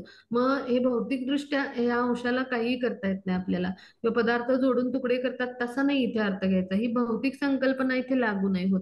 तर आपण समजून घेऊया की भगवान जे आहेत तर त्यांचा आपण विस्तार आहोत दुय्यम विस्तार. मग जसं काय आहे की सोन्याचा कण देखील सोनंच असतं मग आपण सोन्याचा कण आहोत आणि भगवान म्हणजे खाणीतलं विपुल प्रमाणातलं सोनं आहे. मग तसं जीव आणि भगवान श्रीकृष्णामध्ये गुणात्मक दृष्ट्या समानता आहे. जसं पहा आता आपली आई आहे हो की नाही. आईपासून आपला जन्म झाला मग आईनं एका बाळाला जन्म दिला मग आईचे त्या अर्थी तुकडे झाले आणि आईचे भाग कमी झाले का तर नाही. आईचं मूळ स्वरूप तसंच राहिलं हो की नाही. तिने एका बाळाला जन्म दिला मग तसंच आहे. जसं आई आणि बाळाचं नातं मग तिला 3 मुलं झाली तर 3 मुलांना 3 वेगळी वेगळी शरीरं झाली पण आईचं स्वरूप तेच राहिलं की आईचे काही अवयव कमी होतात नाही की नाही. मग तसंच आहे भगवान श्रीकृष्णांपासून अशी आपली निर्मिती होते. आपण त्यांचे कोण आहोत तर असे विभिन्न अंश आहोत. मग आता पुढे जाऊ आपण. हा मग त्याची पुढची स्लाइड घ्या.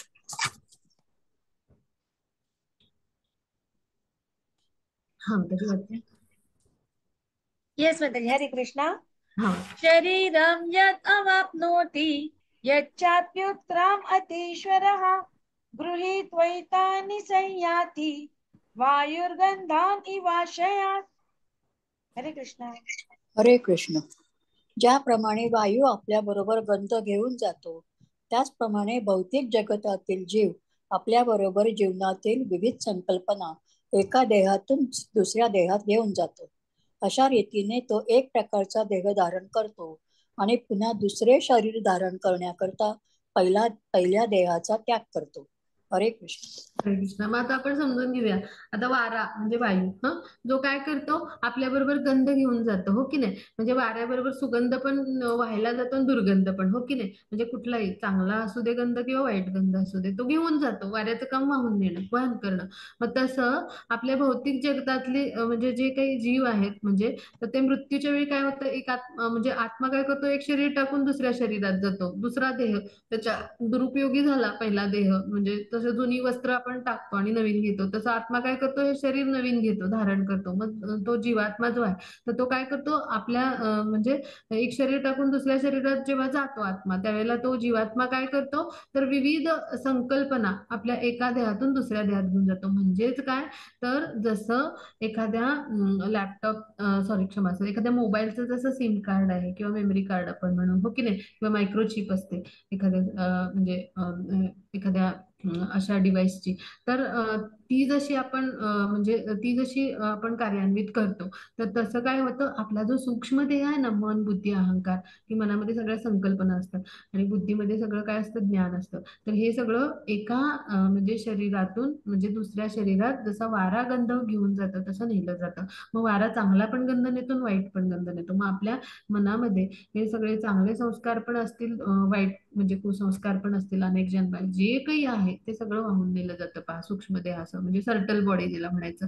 आणि मग जो जो काही तो देह धारण करतो त्यानुसार मग पहिला देह त्यागून दुसऱ्या देहात जातो. मग तिथं ती इंद्रिय कार्यान्वित होतात आणि तिथं इंद्रिय जे असतात ते आपलं कर्म करायला लागतात आणि त्या व्यक्तीला जो काही देह मिळाला तिथं त्याचं कर्म सुरू करतं. मग हा भाग आपण समजून घेतला. आता पुढे जाऊ. हा त्याची पुढची स्लाइड हा इथे दाखवलंय पहा. हा त्याची वाचते 15:9. हरे कृष्ण. अशा प्रकारे जीव दुसरे स्थूल शरीर धारण करून मनाशी केंद्रित झालेली कान नेत्र जिव्हा नाक आणि स्पर्श इत्यादी विशिष्ट प्रकारचे इंद्रिय प्राप्त करतो. अशा रीतीने तो एका विशिष्ट प्रकारच्या इंद्रिय विषय समूहाचा उपभोग घेतो. हरे कृष्ण. हरे कृष्ण. मग आता पहा म्हणजे नाक कान त्यानंतर डोळे स्पर्श रस म्हणजे हे सगळे इंद्रिय झाली ना. मग हे सगळी मनामध्ये असतात. तर हे अधिष्ठ मानस म्हटलंय त्याला. हा संस्कृत शब्द आहे. तर हे मनामध्ये हे सगळं हे जे असतात संस्कार, म्हणजे हे सगळे मेमरी स्वरूपात जे आहे, म्हणजे स्मृती स्वरूपात, मग हे सगळं वाहून नेलं जातं, म्हणजे सूक्ष्म देह व्हायला जातो आत्म्यासोबत. आणि मग तो काय करतो, दुसरा देह मिळाला की तिथं आता जीवानं, म्हणजे जर आपली कुत्र्या मांजराच्या भावनेनी, गुणांनी, म्हणजे अशा गुणांनी आपलं म्हणजे जी भावना आहे ती अशुद्ध केली असेल, तर पुढच्या जन्मामध्ये त्याला कुत्र्या मांजराच्या शरीराचा उपभोग घ्यायला लागतो. म्हणजे काय, मरताना जो काही भावना असते त्यानुसार शरीर मिळतं, आपण अभ्यासले. मग कुत्र्या मांजराच्या शरीराचा उपभोग का मिळतो, आपली जशी भावना तशी. आणि चेतना कशी आहे, मुळात पाण्यासारखी शुद्ध असते. पाणी कसं निर्मळ असतं की नाही, मग पाण्यामध्ये जो रंग आपण मिसळतो तसा विकार त्या पाण्याला येतो, म्हणजे तसा रंग येतो, हो की नाही. विकार म्हणजे रंग, आपण म्हणू तर रंग टाकल्यावर तो विकार निर्माण होईल. तसं आपली चेतना शुद्ध आहे, आपला आत्मा कसा आहे, शुद्ध आहे, विशुद्ध सत्व आहे. पण भौतिक गुणांचा जेव्हा संग होतो, म्हणजे भौतिक प्रकृतीमध्ये येतो, तेव्हा काय होतं, या चेतनेमध्ये विकार होतात. मग हेच भाव असतात, विकार वेगवेगळे. मग त्याद्वारे काय होतं, आपण या 3 गुणांमध्ये बद्ध होतो आणि कर्म करतो. मग वास्तविक भावना हीच आपली कृष्ण भावना असते. म्हणजे विशुद्ध आत्म्याची भावना काय, मी कृष्णांचा दास आहे आणि मी कृष्णांचा शाश्वत सेवक आहे, हीच आपली भावना असते, वास्तविक शुद्ध भावना जीवात्म्याची. आणि म्हणून जेव्हा मनुष्य कृष्ण भावनेमध्ये स्थित होतो, तेव्हा त्याचं जीवन विशुद्ध बनतं. पहा, नाहीतर त्याची चेतना काय होते, कुठल्या तरी भौतिक मनोवृत्तीनं अशी प्रदूषितच झालेली असते या 3 गुणांनी. आणि मग त्यानुसार त्याला पुढचा जन्म त्या मनोवृत्तीनुसार प्राप्त होतो. आणि पुन्हा मनुष्याचं शरीर मिळण्याची म्हणजे काही शाश्वती नाही.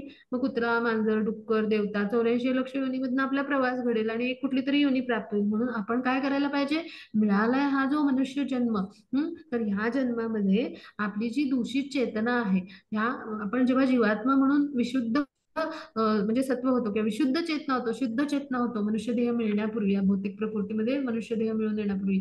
तर त्यावेळेला आपण शुद्ध होतो, पण भौतिक प्रकृतीमध्ये आलो मनुष्य देह घेऊन, आणि ही चेतना आता म्हणजे काय झाली, प्रदूषित झाली. मग ही प्रदूषित चेतना शुद्ध करण्यासाठी काय करायचं, कृष्ण भावनेचं आचरण. आणि त्याद्वारे आपण काय करायचं, या 3 गुणातून मुक्त व्हायचं. आणि त्याद्वारे शुद्ध चेतनेद्वारे आपण काय करायची, तर भगवान श्रीकृष्णांची प्राप्ती करायची. म्हणजेच काय, आपण पुन्हा विशुद्ध जीवात्मा बनायचं, शुद्ध भक्त बनायचं. आणि त्याद्वारे जेव्हा आपण असे शुद्ध बनतो, भगवंतांनी जसे निर्माण केले होते तसे शुद्ध जीवात्मे जेव्हा बनू आपण, अनासक्ती द्वारे, म्हणजे ही ज्या आसक्ती आहेत तर त्या ज्ञानाच्या शस्त्राद्वारे आपण भेदून, आपण अनासक्ती द्वारे आपण जेव्हा इंद्रिय तृप्ती थांबवू, आपल्या आसक्ती थांबवू, तेव्हा आपल्याला काय होईल, आपण या 3 गुणातून हळूहळू मुक्त होत जाऊ. आणि मग काय होऊ, आपण शुद्ध बनू, म्हणजे जसे होतो पूर्वी जीवात्मा म्हणून. आणि तीच स्थिती निर्माण होणं, म्हणजे त्या स्थितीला आपण पात्र होणं, म्हणजे तेव्हा जेव्हा होऊ तेव्हाच आपण भगवान श्रीकृष्णांची भक्तिमय प्रेममय सेवा करू ना.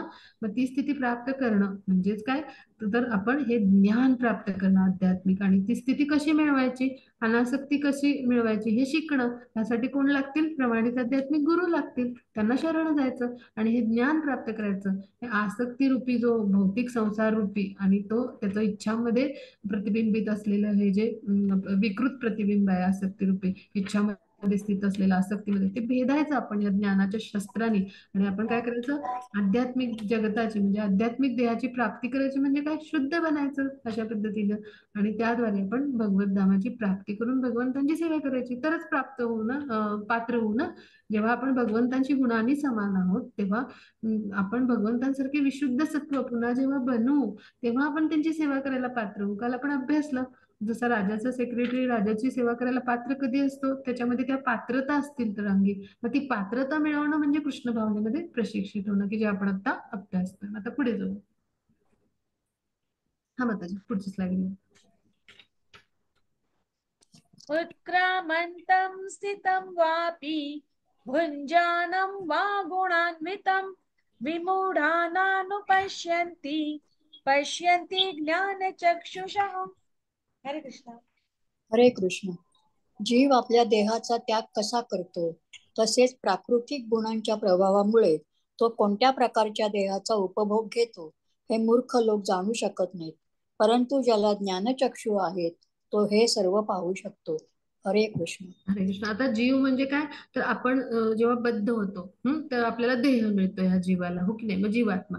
मग असा जो आहे तर तो देहाचा त्याग कसा करतो, म्हणजे आपण देह कधी त्यागतो, म्हणजे आपल्याला मृत्यू कधी येतो, मग विशिष्ट देवात आपण वास का करतो, मग हे सगळं जे ज्ञान आहे, मग पुढचा जन्म कुठला मिळतो, हे सगळं जे ज्ञान आहे आपल्याला स्वतःला काही जाणता नाही येणार मनुष्याला, हो की नाही. मग यासाठी आध्यात्मिक गुरूंकडून भगवद्गीता आणि भागवत किंवा अशा तत्सम शास्त्रांचं आपण भरपूर ज्ञान विकसित करायला पाहिजे, तरच आपल्याला जाणता येईल. अन्यथा आपल्याला जाणता येईल का, बिलकुल नाही. आणि ते यथार्थ म्हणजे जसं आहे तसं जाणलं पाहिजे, मग ते प्रशिक्षणच मिळणं आवश्यक आहे. म्हणून आपण प्रमाणित आध्यात्मिक गुरूंच्या आश्रयाखाली जायचं आणि काय करायचं, हे प्रशिक्षण घ्यायचं. मग असा जो कोणी प्रशिक्षण घेतो त्याला हे सगळं ज्ञान मिळतं की कशा पद्धतीनं आपण विशिष्ट स्थितीमध्ये राहिलो या भौतिक प्रकृतीमध्ये, या गुणांच्या आधिपत्याखाली आहोत आणि आपण इंद्रिय तृप्ती करून आपण या भ्रमातच आहोत, मी म्हणजे करता, किंवा आपण भ्रमातच आहोत, मी म्हणजे शरीर, आणि ही सुखदुःख भोगत आहोत. मग हे सगळं कळतं त्याला की आपण त्या काम आणि वासनांनी मूर्ख बनवलं जातं, हे त्या व्यक्तीला कळतं. मग या ज्ञानामध्ये स्थित झाल्यानंतर आणि मग हे जेव्हा कळतं तेव्हा म्हणजे काय, वास्तविक सत्य जेव्हा त्याला हे समजतं की आपल्याला हा जो मनुष्य देह आहे किंवा विशिष्ट देहात मध्ये आपण का आहोत, तर ह्याचं कारण आहे आपली जी वेगवेगळी कर्म आहेत, आणि ही वास्तविक स्थिती आहे कशामुळे, आपल्या कामनांनी आणि इच्छांनी आपण मूर्ख बनले गेलोय आणि इंद्रिय तृप्ती करत राहिलोय. मग हे जेव्हा कळतं तेव्हा आपण काय करतो, आध्यात्मिक गुरु जे आहेत तर त्यांच्या मार्गदर्शनानुसार भगवान श्रीकृष्णांची भक्तिमय प्रेममय सेवा करून काय करतो, भगवान श्रीकृष्णांच्या संतुष्टीसाठी कार्य करायला लागतो. पण जो भौतिक प्रकृतीमध्ये असा जो म्हणजे ह्या भौतिक जगतामध्ये असा प्रत्येक जीव जो आहे त्याला हे बिलकुल आकलन होत नाही, त्याला हे काही समजतच नाही. मग असा जो आध्यात्मिक ज्ञानामध्ये विकास केलेला जो कोणी मनुष्य आहे, पुरुष आहे, त्याला हे समजतं की आत्मा कसं देहांतर करतो आणि आपण कसं वासनांनी इच्छांनी मूर्ख बनवले जातो. मग हे ज्याला कोणाला समजतं तो काय करेल, तो ज्ञानाचे हे जे चक्षु घेतो, त्यांनी काय करतो, आध्यात्मिक प्रमाणित गुरुकडनं ज्ञानाचे चक्षु मिळतात आणि त्याला समजतं. आणि मग तो काय करतो, ते बद्ध जीवाला अशा म्हणजे जो भक्त आहे, असा कृष्ण भावनेमध्ये उन्नत आहे, तो अशा बद्ध जीवाला म्हणजे जो सामान्य मनुष्य आहे, जो भौतिक जगतामध्ये राहून प्रयत्नांची पराकाष्ठा करतोय आणि आपलं जीवन जे आहे तर ते कष्टप्रद बनलंय त्याचं इंद्रिय तृप्तीसाठी. मग ह्या लोकांना तो ज्ञान देण्यामध्ये आपलं जीवन समर्पित करतो, आपल्या प्रयत्नांची ह्या भगवत ज्ञानाचा प्रचार प्रसार करण्यासाठी तो पराकाष्ठा करतो. आणि अशा पद्धतीने तो बद्धावस्थेतून कसं मुक्त होऊन कृष्ण भावना भावित झालं पाहिजे, आध्यात्मिक जगताची कशी प्रगती केली पाहिजे, हे ज्ञानाच्या चक्षुंनी जाणतो. आणि ते चक्षु कोण देतात, तर गुरु देतात. मग जसं उदाहरण आपण घेऊया इथे चित्रामध्ये, की इथं आता ही कार बिघडली आहे, तर ह्यातलं आता माझ्यासारख्या सामान्य व्यक्तीला काय कळेल का, ही कार कशी दुरुस्त करायची, त्या मेकॅनिक कडे जायला पाहिजे, त्याला ते ज्ञान असतं सगळ्या यंत्रांचं वगैरे. तसेच आपले मग आपल्या भौतिक जीवनामधल्या ह्या सगळ्या ज्या समस्या आहेत, हे बिघाड आहेत सुखदुःखांच्या रूपात वेगवेगळे, हो की नाही. सुख आलं तरी ते भोगायला पाहिजे आणि दुःख आलं तरी ते भोगायला पाहिजे, म्हणजे हे सगळ्या ज्या समस्या आहेत, तर ह्याचं सगळ्याचं निराकरण कोण करतात, तर प्रमाणित आध्यात्मिक गुरु, की जसं ते काय आहे, त्या सगळ्या समस्यांचं निराकरण करणारे आहेत, मुक्तात्मा आहेत, आणि ते ज्ञान देतात. आणि त्या ज्ञानाच्या चक्षुनी आपण या ज्ञानामध्ये उन्नत होऊन आपण ह्या 3 गुणांच्या बंधनातून मुक्त होऊ शकतो. पहा, आणि असा मुक्तात्मा काय करतो, तर जेव्हा त्याला हे ज्ञान मिळतं तत्क्षणी प्रयत्नांची पराकाष्ठा करतो. जे असं दुःख भोगतायत लोक त्यांच्यापर्यंत तो ज्ञानाचा प्रचार प्रसार करतो. मग आपण काय केलं पाहिजे, आपण हे ज्ञान घेतो आहोत, मग आता आपण ज्ञानाचे चक्षु धारण केलेले आहेत, आपण काय केलं पाहिजे, 18 दिवसाचा क्लास समाप्त झाला की आपल्या संपर्कात येणाऱ्या सगळ्या लोकांना की जे कष्टदायक जीवन जगतात, असे भौतिक प्रकृतीमध्ये संघर्ष करतात मनासह 6 इंद्रियांचा, त्यांना हे ज्ञान त्यांच्यापर्यंत पोहोचवायचा आपण प्रयत्न केला पाहिजे. ही कृष्णांची काय होईल, भक्तिमय प्रेममय सेवा, शाश्वत कर्म होईल आपलं, आणि त्याद्वारे कृष्ण संतुष्टी होतील, आपण प्रकृतीच्या 3 गुणातून मुक्त व्हायला मदत होईल. आता पुढे जाऊ आपण. हा, आता पुढची स्लाइड. हरे कृष्ण. हा. 15-11. प्रयत्न करणारे आत्मसाक्षात्कारी योगीजन हे सर्व स्पष्टपणे पाहू शकतात. परंतु ज्यांचे मन अविकसित आहे आणि ज्यांना आत्मसाक्षात्कार झालेला नाही, ते प्रयत्न करूनही काय घडत आहे हे जाणू शकत नाहीत. 15-12. अखिल जगताचा अंधकार नाहीसे करणारे सूर्याचे तेज माझ्यापासून उत्सर्जित होते आणि चंद्राचे व अग्नीचेही तेज माझ्यापासूनच उत्सर्जित होते. हरे कृष्ण. हरे कृष्ण. आता इथं समजून घेऊ की आत्मसाक्षात्कार ज्यांना झालेलं असतं ते योगी म्हटले, म्हणजे जे आहेत ते आत्मसाक्षात्काराच्या टप्प्यावर असतात. तर म्हणजे तिसरा टप्पा भगवान यांना जाणलेलं असतं ते. मग त्यांना हे सगळं समजतं की आपलं भगवान श्रीकृष्णाचे नातं काय, मग हा जीवात्मा कसं देहामध्ये परिवर्तन करतो, कसं प्रत्येक वृत्तीच्या वेळी एक शरीर टाकून दुसऱ्या शरीरात जातो. पण जे आत्मसाक्षात्कार न झालेले योगी आहेत, मग ते जे योगी आहेत त्यांना काही कळत नाही की हे सगळं कसं जीवात्मा देहांतर करतो. मग आताच्या काळामध्ये असे योगी फोफावलेत पहा, तथाकथित योगी आणि त्यांच्या योग्यांच्या संस्था आहेत पहा, म्हणजे जिथं आपल्याला योगा आणि प्राणायाम शिकवलं जातं पहा. मग तो शारीरिक व्यायामाचा छंदच म्हणून शिकवलं जातं. आत्मसाक्षात्काराविषयी त्यांना काहीच ज्ञान नसतं, ते अंधच असतात. म्हणजे शरीर फक्त सुदृढ आणि निरोगी ठेवायला त्यांना शिकवलं जातं आणि त्यातच ते समाधानी असतात आणि भरपूर मोबदला घेतला जातो. त्या व्यतिरिक्त त्यांना काही ज्ञानच नसतं. मग हे जे तथाकथित योगी आहेत ना, तर ते काय आहे, तर त्यांना हे आत्मसाक्षात्काराचं ज्ञानच नसतं. म्हणजे तथाकथित योगाभ्यास म्हणजे फक्त शरीराचा व्यायाम आहे, त्यांना काही ते काही आत्मसाक्षात्कारी नाही आहेत बरं का. आणि ते आत्म्याचं देहांतर कसे होतं हे पण नाही जाणू शकत. हे कोण जाणतो? वास्तविक योगी, की जो योग पद्धतीचा अभ्यास करतो. योग म्हणजे काय? कृष्णांशी जोडलं जाणं, ज्यांना आत्मा, प्रकृती, भगवान श्रीकृष्ण यांचा साक्षात्कार झालाय, श्रीकृष्णांच्या विषयीच आपलं ज्ञान प्राप्त झालंय, आपला त्यांच्याशी काय संबंध आहे ते त्यानं जाणून घेतलंय, असा जो भक्त आहे त्याला म्हणले विशुद्ध कृष्ण भावनाभावित भक्त, जो भक्ती योगामध्ये संलग्न झालेला असतो, असा जो भक्ती योगी आहे त्याला हे आकलन होतं, अन्यथा जाणू शकत नाहीत पहा. असे आताच्या काळातले जे योग आणि त्याच्या योग्यांच्या संस्था आहेत आणि ते अशा पद्धतीचे प्रशिक्षण देतात, त्यांना फक्त शारीरिक व्यायामच समजतो किंवा ते आत्मसाक्षात्कारी नसतात. आता चैतन्य महाप्रभूंनी असे सगळे भक्त आहेत, तर त्यांना काय केलं? आत्मसाक्षात्काराच्या स्तरावर उन्नत केलं. त्यांनी संन्यासी भक्ताच्या वेशात आले त्यामुळं, आणि ते भगवान स्वयं आहेत. आणि त्यांनी काय केलं? तर असे आत्मसाक्षात्कारी योगीजन बनवले, आपले शिष्य दीक्षित केले पहा वेगवेगळे, असे योगीजन बनवले. मग मग हा हे हे जे आहे तो असे खरे योगी आहेत जे चैतन्य महाप्रभूंचे अनुयायी, म्हणजे आपल्या गुरु शिष्य परंपरेतले आचार्य जे आहेत, महान शिष्य परंपरेतले जी आहे आपली ब्रह्म मध्व गौडी वैष्णव परंपरा, मग हे खरे योगीजन आपण मानली पाहिजे पहा. मग आता अखिल जगताचा अंधकार नाहीसं करणारं सूर्याचं तेज म्हणजे कोण आहे? तर भगवान श्रीकृष्णांच्या ब्रह्मज्योतीतून येणारे किरण आहेत. मग चंद्राचं आणि अग्नीचं तेज भगवान श्रीकृष्णांपासून येतं. म्हणजे काय? हे सगळी ब्रह्मांड, सूर्यमाला, हे अनेक चंद्र, सूर्य, हे सगळं सगळं काही केवळ भगवान श्रीकृष्णांपासून येतं. म्हणजेच काय? त्यांचं जे तेज आहे तर त्यापासून काय होतं? सूर्योदयापासून आपल्या मनुष्याच्या क्रियाकर्मांना चालना मिळते. आपल्या सगळी जी भौतिक कर्म आहेत, मग अन्न शिजवणं, कारखानं चालवणं किंवा अग्नी पेटवतो आपण, मग हे सगळं अग्नीच्या साह्याने होतं. मग सूर्योदय, अग्नी, चंद्रप्रकाश आपल्यासारख्या जीवांसाठी अत्यंत आवश्यक आहेत आणि सुखकारी आहेत. त्यांच्या सहाय्याविना आपण जगूच नाही शकणार. सूर्याचा प्रकाश, चंद्राचा प्रकाश, अग्नी, हे सगळं आवश्यक आहे. मग हे सगळं श्रीकृष्णांपासून उत्सर्जित होतं, श्रीकृष्णांच्या शरीरापासून येणाऱ्या किरणांपासून. जसं चंद्र प्रकाशामुळे काय होतं? वनस्पतींचं पोषण होतं. मग आता वनस्पतीमध्ये रस किंवा चव आहे ती चंद्रप्रकाशामुळे येतं पहा. मग भगवान श्रीकृष्णांच्या कृपेमुळेच आपण जिवंत आहे.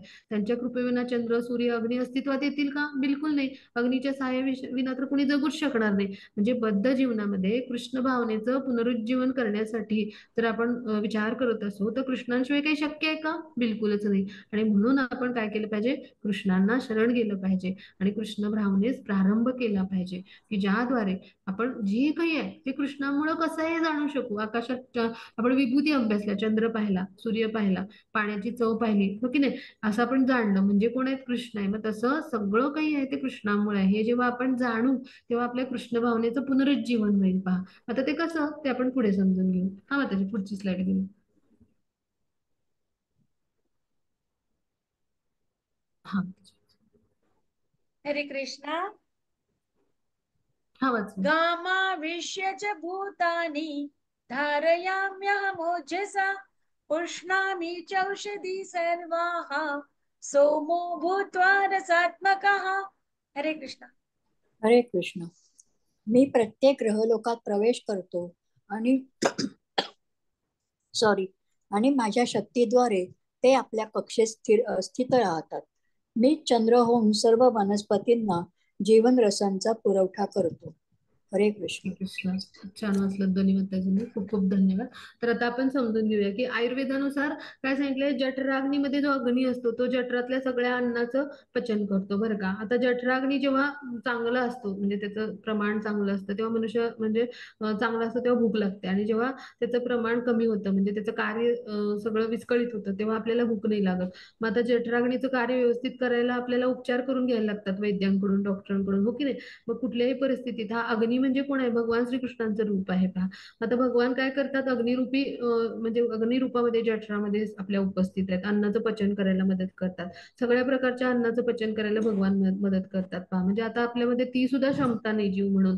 म्हणजे कसं, तर पहा, म्हणजे अन्न खाण्याची म्हणजे आपल्याला म्हणजे जे आहे, तर ते जेव्हा अन्न आपण खातो, ती जी क्षमता आहे, तर ती सुद्धा भगवान श्रीकृष्णांच्या कृपेमुळेच येते. हे सगळे अवयव कार्यान्वित कशामुळे होतात, चेतना शक्तीमुळे. आपण कर्मेंद्रियांद्वारे कर्म करतो ना, घास तोंडात घालतो, हो की नाही. मग अन्नाचं पचन सुद्धा भगवान करतात. म्हणजे प्रत्येक कृती भगवान यांच्या कृपेमुळे होते, आणि आपण जीवनाचा उपभोग घेतो. म्हणजे आता काय होतं की जठराग्नीद्वारे आपण हे सगळं जे आहे ते अन्नाचं पचन करतो. मग चर्व्य म्हणजे चावून खाता येणारे पदार्थ, चोष्य म्हणजे काय, आपण जे आहेत ते चाखून खातो ना, म्हणजे असे काय म्हणतो, चाटून खातो, तर ते चोष्य. मग लेह्य म्हणजे असे जे पदार्थ असतात ते. त्यानंतर पेय म्हणजे काय, तर जे पातळ पदार्थ आहेत. मग हे सगळे जे आहेत, तर हे सगळे 4 प्रकारचं अन्न सगळं पचवण्याची शक्ती भगवान देतात पहा. आणि आता ग्रहगोल जे आहेत, हे सगळे जे आहेत ते भगवान श्रीकृष्णामुळे आपल्या कक्षेत राहतात पहा. सूर्य त्याच्याच कक्षेत फिरतो, पृथ्वी आपल्याच कक्षेत फिरते, चंद्र आपल्या कक्षेत फिरतो. यांनी कुठल्या आपल्या कक्षा ओलांडल्या का, बिलकुल नाही ना. म्हणजे काय, की प्रत्येक ग्रहगोल भगवान श्रीकृष्णांच्या शक्तीद्वारे आपल्याच कक्षेत फिरतो. आणि भगवान स्वतःच म्हणून काय म्हणतात, मीच चंद्र होऊन जीवन रसाचा सगळ्या वनस्पतींना पुरवठा करतो. म्हणजे त्या वनस्पतीमध्ये जो रस आहे, चव आहे फळामध्ये, हे निर्माण कोण करतात, भगवान करतात, चंद्रप्रकाशाद्वारे, चंद्र होऊन, असं भगवान सांगतात. म्हणजे जे काही आहे ते कृष्णामुळे आहे पहा. आता पुढे जाऊ आपण. हा होतं.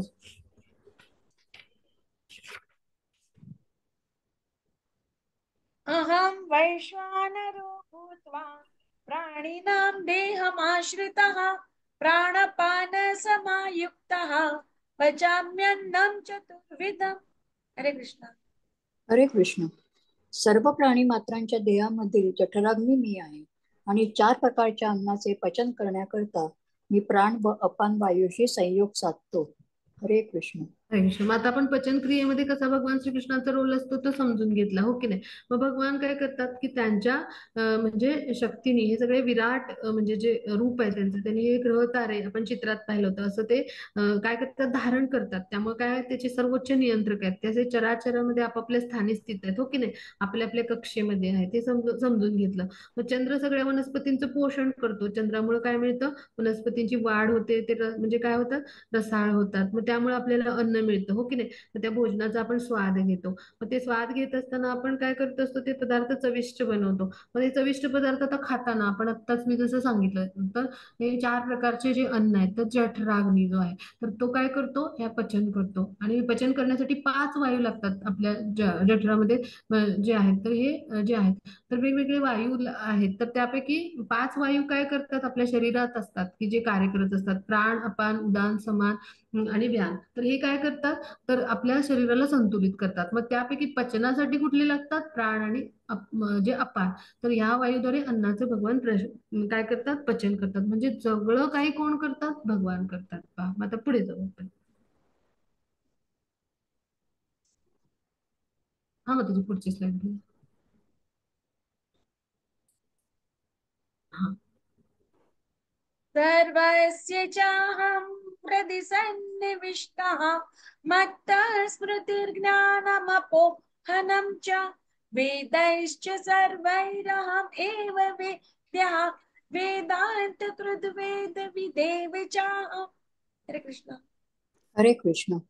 मी प्रत्येकाच्या हृदयात स्थित आहे, आणि माझ्यापासूनच स्मृती, ज्ञान आणि विस्मृती होतात. सर्व वेदांद्वारे जाणण्यायोग्य मीच आहे. निस्संदेह मी वेदांताचा संकलक आहे, आणि वेदांचा ज्ञाताही मीच आहे. हरे कृष्ण. आता पहा, भगवान सगळ्या प्राणीमात्रांच्या हृदयात परमात्मा स्वरूपात स्थित आहेत. सगळ्यांनी लक्षात ठेवूया. हा लक्षात ठेवूया श्लोक. सर्वस्य चाहम हृदि सन्निविष्टो. सगळ्या प्राण्यांच्या हृदयामध्ये चहम म्हणजे मी, चाहम याचा अर्थ हृदयामध्ये मी आहे, स्थित आहे. कसं? तर परमात्मा स्वरूपात, चतुर्भुज विष्णू स्वरूपात पहा प्रत्येकाच्या हृदयामध्ये. आणि मी काय करतो? मी स्वतःच सगळं काय, जेव्हा पूर्वजन्माविषयी आपल्याला जीवात्मा म्हणून आपण जेव्हा येतो शरीर घेऊन, तेव्हा आपल्याला काहीच माहित नसतं. मग आपल्या कर्माचे साक्षी असणारे भगवान जे आहेत, तर त्यांच्या आदेशानुसार आपण कर्म करतो. मग आपल्या पूर्वकर्मानुसार आपली कर्म सुरू होतात. आपल्याला जो वर्तमान देह मिळतो, मग आवश्यक ते ज्ञान भगवानच पुरवतात आपल्याला. भगवानच जी स्मृती आवश्यक आहे ती देतात. पूर्वजन्माविषयी आपण विसरतो, ते विस्मरण पण म्हणजे भगवानच करवतात आपल्याला. म्हणजे भगवान सर्वव्यापीच आहेत, सगळ्या चराचरामध्ये तर आहेत. अंतर्यामी परमात्मा पण कोण आहेत? भगवान श्रीकृष्ण असतात आपल्या हृदयात. मग ते आपल्याला प्रत्येक कर्माचं फळ प्रदान करतात. मग आता वेदांचं प्रयोजन काय आहे? तर लोकांना जीवनाला वळण देण्यासाठी वेद अचूक मार्गदर्शन करतात, की ज्यामुळे आपण स्वग्रही म्हणजे भगवतधामी परत जाऊ. मग वेद काय करतात? भगवान श्रीकृष्णाविषयी ज्ञान देतात. आणि म्हणून वेदांद्वारे आपण काय केलं पाहिजे? हे वास्तविक ज्ञान घेतो. मग त्याचे संकलक कोण आहेत? तर भगवान स्वतः आहेत. पहा म्हणजे भगवान स्वतः काय आहेत? व्यास मुनींच्या अवतारात भगवान स्वतः आले, त्यांनी वेद निर्माण केले. आणि म्हणून भगवान काय म्हणतात? वेदांद्वारे जाणण्यायोग्य पण मीच आहे.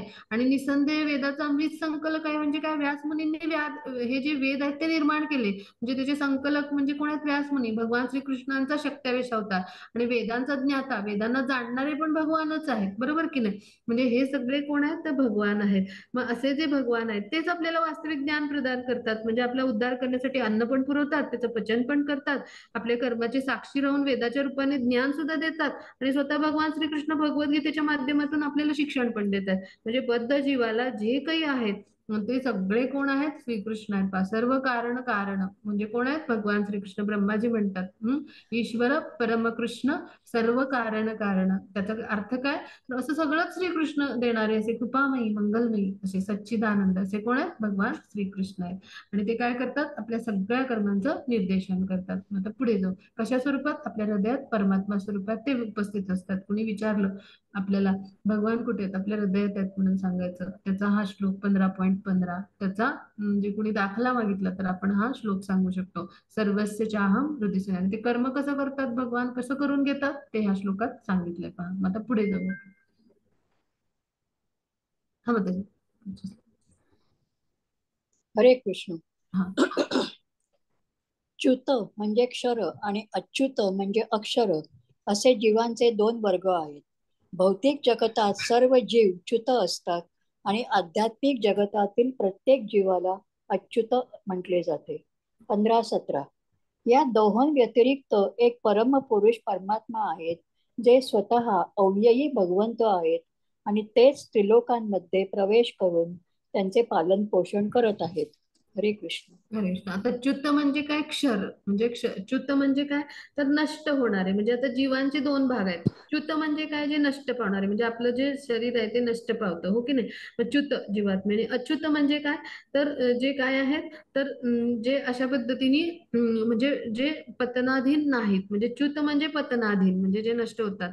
आणि जे भगवान श्रीकृष्णाशी एकरूप झालेत गुणांनी, गुणांनी आपण समान आहोत भगवान श्रीकृष्णाशी एकरूप झाले, त्यांना अच्युत म्हटले. म्हणजे इथे आपण समजून घेऊया की आध्यात्मिक जगत जे आहे तर इथे च्युत आणि अच्युत असे दोन वर्ग आहेत. म्हणजे तर मग आता जे जीव आहेत सनातन विभिन्न अंश आहेत भगवान श्रीकृष्णाचे, हो की नाही? मग ते अशा दोन प्रकारामध्ये असतात. मग आता दोन विभाग जरी जीवांचे असले तरी सुद्धा आपण समजून घेऊया की 5 इंद्रिय आणि मन यांच्याशी संघर्ष करणारे आपल्यासारखे जीव आहेत, ते आपल्याला भौतिक शरीर आहेत आणि त्यामुळे आपण देहांतर करतोय. मग जोपर्यंत आपण अशा पद्धतीने म्हणजे प्रमाणित आध्यात्मिक गुरूंच्या मार्गदर्शनाखाली येत नाही तोपर्यंत काय होईल? तर आपण ह्या सतत म्हणजे भौतिक प्रकृतीमध्ये देहांतर करतच राहू. पहा आणि त्याद्वारे आपल्याला जन्म मृत्यू जरा व्याधी ह्या सगळ्या समस्या येणार. पहा म्हणजे प्रत्येक जीव भौतिक जगतामध्ये जन्म होतो, त्याची वाढ होते, उपस्थिती असते त्याची तिथे. आणि जनन म्हणजे काय? तो विकास म्हणजे पावतो, पुन्हा म्हणजे निर्मिती करतो थोडक्यात. आणि क्षय म्हणजे ऱ्हास, हे विकार तिथे येणार. हे भौतिक प्रकृती मध्ये आपल्या शरीराला आहेत. जन्म मृत्यू जरा व्याधी ह्या समस्या आहेत. आहेत, पण जेव्हा आध्यात्मिक जगताची आपण प्राप्ती करतो तर तिथे आपल्याला ह्या समस्या नाहीत. नाहीतर ब्रह्मांपासून सूक्ष्म जीवांपर्यंत सगळ्यांचं शरीर काय विकार, तर त्या शरीराला विकार आहेत, सगळे आपण च्युत आहोत, म्हणजे पतनाधीन आहोत पहा. पण जेव्हा आपण आध्यात्मिक जगतामध्ये प्रवेश करतो, म्हणजे भगवान श्रीकृष्णांची भक्तिमय प्रेममय सेवा करतो, त्यावेळेला काय होतं, आपण अच्युत म्हणजे काय होतो, तर असे म्हणजे जे भगवान श्रीकृष्णांशी गुणांनी समान झालेले आहेत असे आपण जीवात्मे बनतो आणि त्याद्वारे भगवत धामामध्ये प्रवेश करून आपण मुक्तात्मा म्हणून त्यांची सेवा करतो पहा. मग आता ह्या दोहोंच्या व्यतिरिक्त परमपुरुष परमात्मा आहेत. म्हणजे काय, परमपुरुष म्हणजे भगवान श्रीकृष्ण हे परमात्मा म्हणून आपल्या हृदयात स्थित आहेत. मग ते अव्ययी आहेत, म्हणजे त्यांचं कधी ते नष्ट न पावणारे असे अव्ययी आहेत भगवान आहेत, नाश न पावणारे. आणि ते स्त्री लोकांमध्ये प्रवेश करून पालन पोषण करतात. म्हणजे या 3 लोकांमध्ये प्रवेश करून काय करतात, पालन पोषण करतात. म्हणजे काय, तर ब्रह्मांड पहिल्यांदा निर्माण करतात भगवान श्रीकृष्ण कर्णोदकशाही विष्णू. मग दुसऱ्या वेळी काय करतात, ते आपला विस्तार करतात, प्रत्येक ब्रह्मांडामध्ये प्रवेश करतात ती कार्यान्वित होण्यासाठी. आणि मग तिसऱ्या वेळी काय करतात, शिरोदकशाही विष्णू म्हणून काय करतात, तर ते प्रत्येक जीवाच्या अंतरात परमात्मा म्हणून अगदी अणुरेणूच्या अंतरात पण प्रवेश करतात. आणि अशा पद्धतीनं सगळं पालन पोषण हे भगवान श्रीकृष्ण करत असतात पहा. मग हे पुरुषोत्तम आहेत भगवान, प्रत्येक जीवाच्या हृदयात परमात्मा स्वरूपात स्थित आहेत. मग हा जो कोणी बुद्धिमान मनुष्य जाणतो तोच केवळ परिपूर्ण शांती म्हणजे किंवा समाधान म्हणजे जे आहे तर तो प्राप्त करू शकतो किंवा ते मिळवण्यासाठी पात्र आहे. अन्यथा आपल्यासारखे म्हणजे जीवात्मे जे कोणी जाणत नाहीत त्या अज्ञानामुळं अशाच परिस्थितीत राहतात की जीवन म्हणजे जन्ममृत्यूच्या फेऱ्यामध्ये येतच राहतात. मग आता पुढे जाऊ आपण.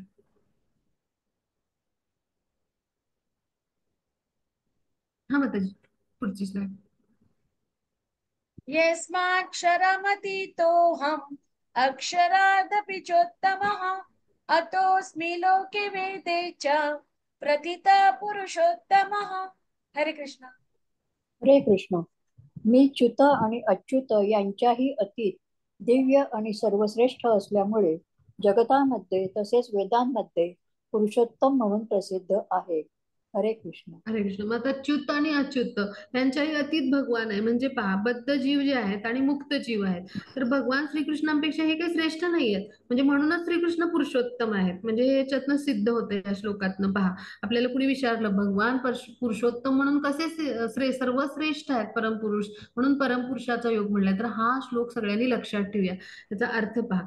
तर आता जीव आहेत त्यांना आणि भगवान यांना आपापलं वैयक्तिक स्वरूप आहे. हा भगवान आणि आपल्यामध्ये फरक आहे, हो की नाही. मग जीव बद्धावस्थेत पण असतो आणि मुक्त अवस्थेत पण असतो. मग परिणाम म्हणजे परिमाण जे आहे तर त्याच्या दृष्टीनं भगवान यांच्या शक्तीपेक्षा श्रेष्ठ असं काही कुठली शक्तीच असू शकत नाही.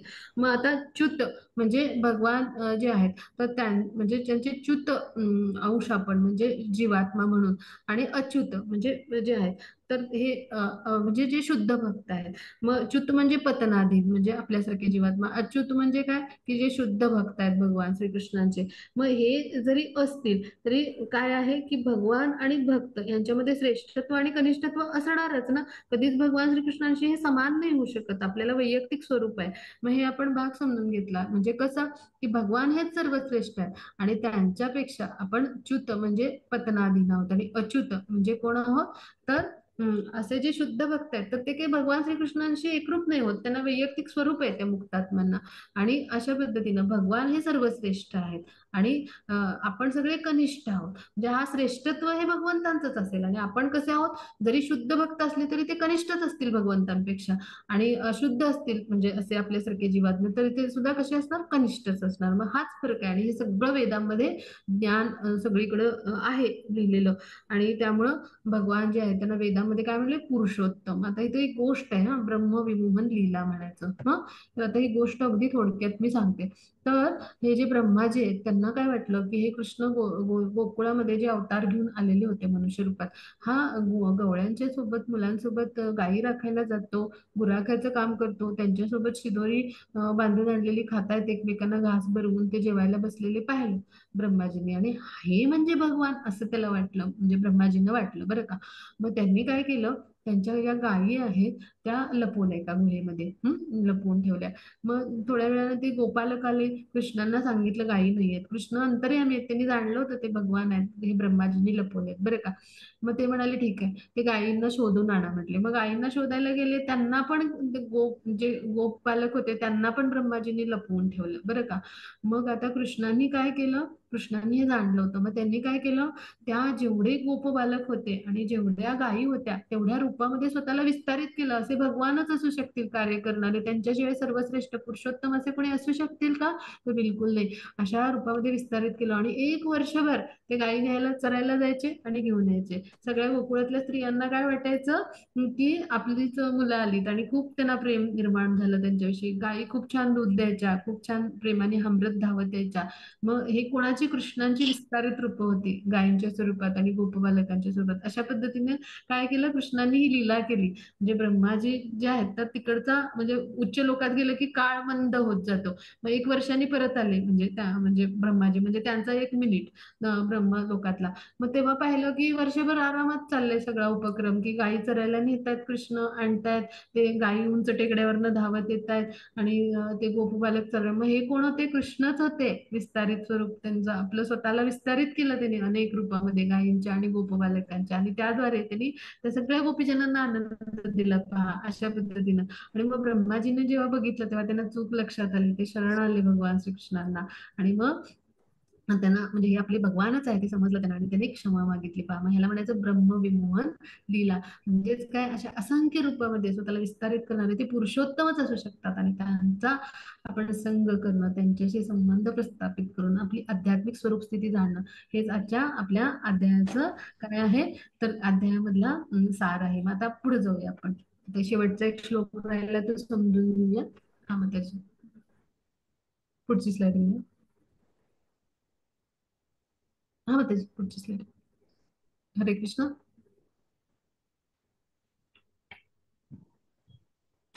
कृष्ण कुमुद माताजी, पुढची स्लाइड घेऊया. हरे कृष्ण. माझा आवाज ऐकत आहे? हा, इथे पहा, भगवान जे आहेत तर शिरोदकशाही विष्णूच्या रूपामध्ये आहेत पहा. हे शिरोदकशाही सागर आहे, इथे सगळे देवता आणि हे सगळे त्यांच्या आश्रयाला जातात. काही समस्या असेल तर पृथ्वी माता आहे तर ती अडचणीत आली होती, संकटात सापडली होती. कलीच्या प्रभावामुळे काय झालं होतं, पृथ्वी मातेवरचं म्हणजे पृथ्वी माता आहे तर तिचं म्हणजे तिथं पापाचा भार इतका तिला झाला होता, तिनं गायीचं रूप घेतलं आणि तिला तो सहन होत नव्हता.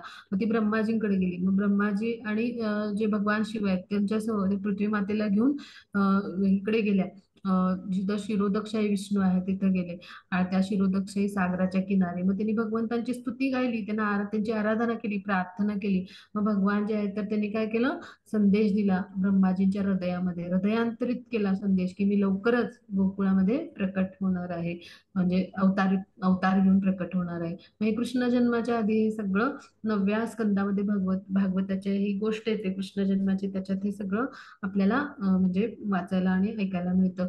तर अशा पद्धतीनं सगळे जे देवदेवता आहेत म्हणजे जे सगळे आहेत तर ते कुणाला शरण जातात, परमपुरुष असे पुरुषोत्तम भगवान यांना शरण जातात, तेच आपले पालन पोषण करणारे आहेत. म्हणजे आपण सगळे कोण आहोत, उच्च कोटीचे हे जीवात्मे, हे सुद्धा कसे आहेत, तर हे सुद्धा कनिष्ठच आहेत भगवंतांपेक्षा, आणि आपल्यासारखे जीवात्मे सामान्य आपण पतित जीव हे पण कसे आहेत, कनिष्ठच आहेत. मग हाच आपल्या आणि भगवानमध्ये फरक आहे, आपण कसे आहोत, कनिष्ठ आहोत, आणि भगवान श्रेष्ठ आहेत. मग पुढे जाऊ आपण.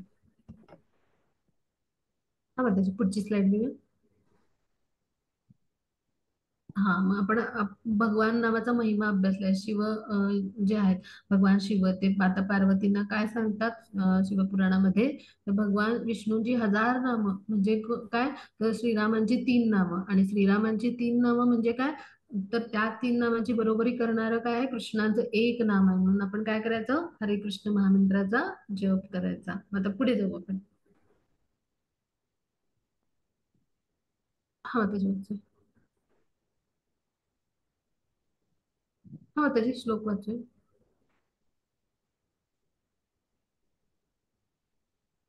19वा श्लोक वाचूया. मी वाचू का? हा, वाचा.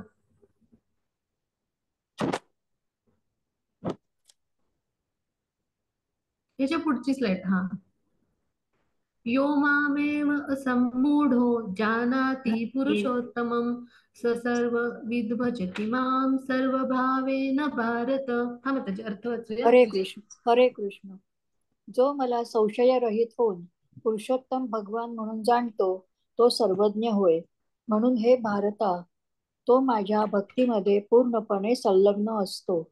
हरे कृष्ण. हा, मग आता जो कोणी भगवान श्रीकृष्णांना संशय रहित होऊन म्हणजे किंतु परंतु शंका मनात न ठेवता भगवान म्हणजेच परमपुरुष आहेत, परमपुरुष आहेत, पूर्ण आहेत असे जे म्हणजे आहेत आपले परमपरमेश्वर आहेत हे जाणतो, म्हणजे पूर्ण ज्ञानामध्ये स्थित होऊन, म्हणजे अशा उच्च कोटीचे जे आध्यात्मिक म्हणजे भक्त असतात भगवंतांचे, म्हणजे शुद्ध भक्त म्हणजे आध्यात्मिक प्रमाणित गुरु यांच्याकडून जर आपण श्रवण केलं आणि त्याद्वारे आपण अधिकृत पुरुषांकडून श्रवण केलं तर काय होतं, आपण असं वास्तविक ज्ञान घेऊ शकतो. नाहीतर शैक्षणिक पांडित्य असलेल्या किंवा अशी विद्वत्ता प्राप्त झालेल्या लोकांकडनं हे ज्ञान नाही मिळू शकणार.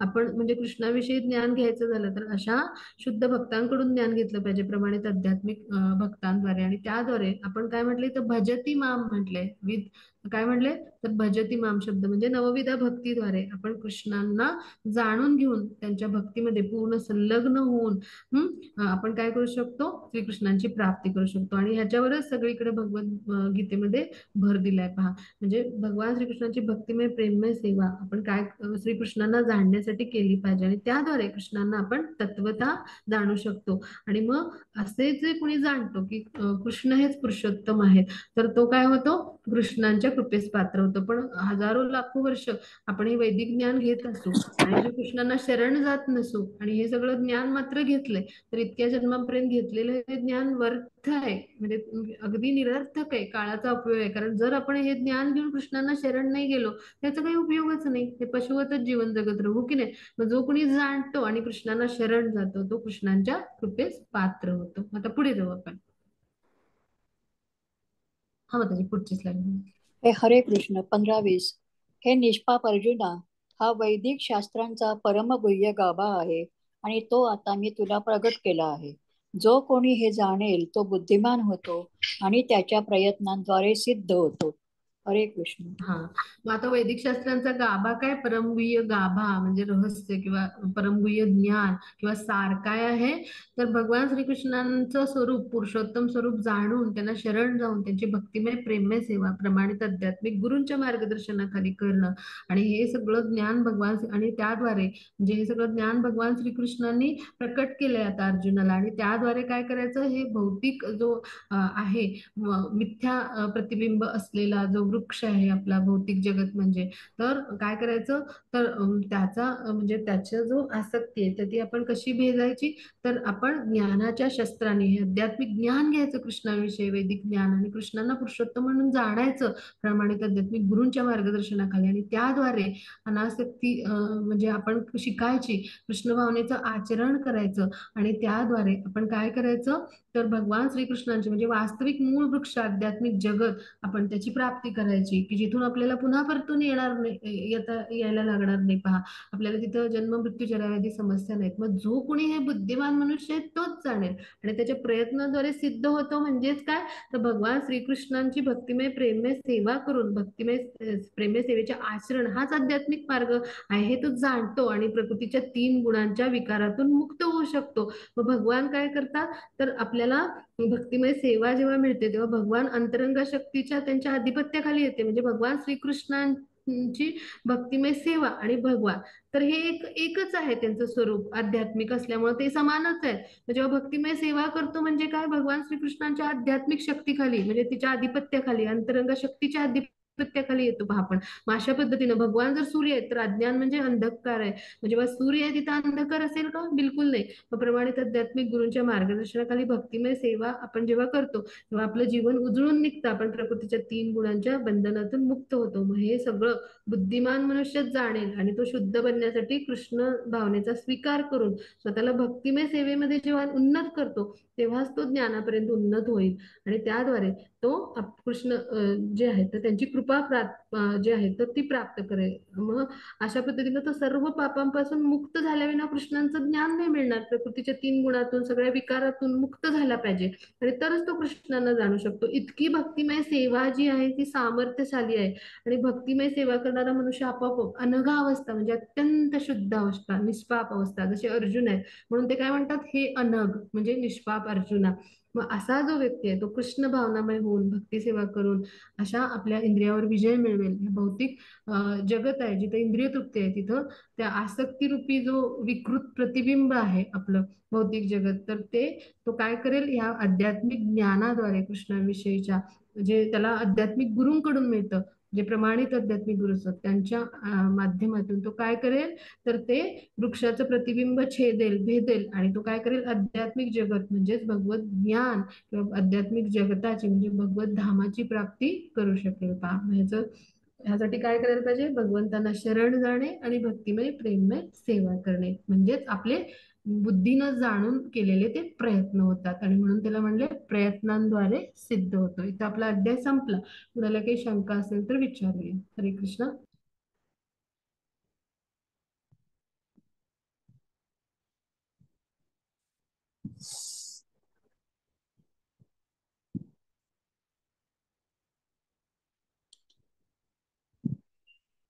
माताजी तुम्ही म्यूट आहात. माताजी तुम्ही म्यूट आहात. हरे कृष्ण. क्षमा असावी. इथं चित्र होतं बा, स्टॅम्पड असं चित्र होतं म्हणजे या सगळ्या शास्त्रांनी काय केले, प्रमाणित केलंय, अधोरेखित केलंय की भगवान पुरुष, इथे चित्र पहा. हा इथे भगवान श्रीकृष्णांना जो कोणी जाणेल अशा पद्धतीनं तो काय होईल, तो बुद्धिमान आणि तो प्रयत्नांद्वारे म्हणजे नवविधा भक्तीद्वारे आध्यात्मिक गुरुना शरण जाऊन श्रीकृष्णांची प्राप्ती करेल. असा याचा मग तिथे अर्थ होतो. कोणाला काही शंका असतील तर विचारूया. मग ते रेकॉर्डिंग स्टॉप केलं त्यांचं.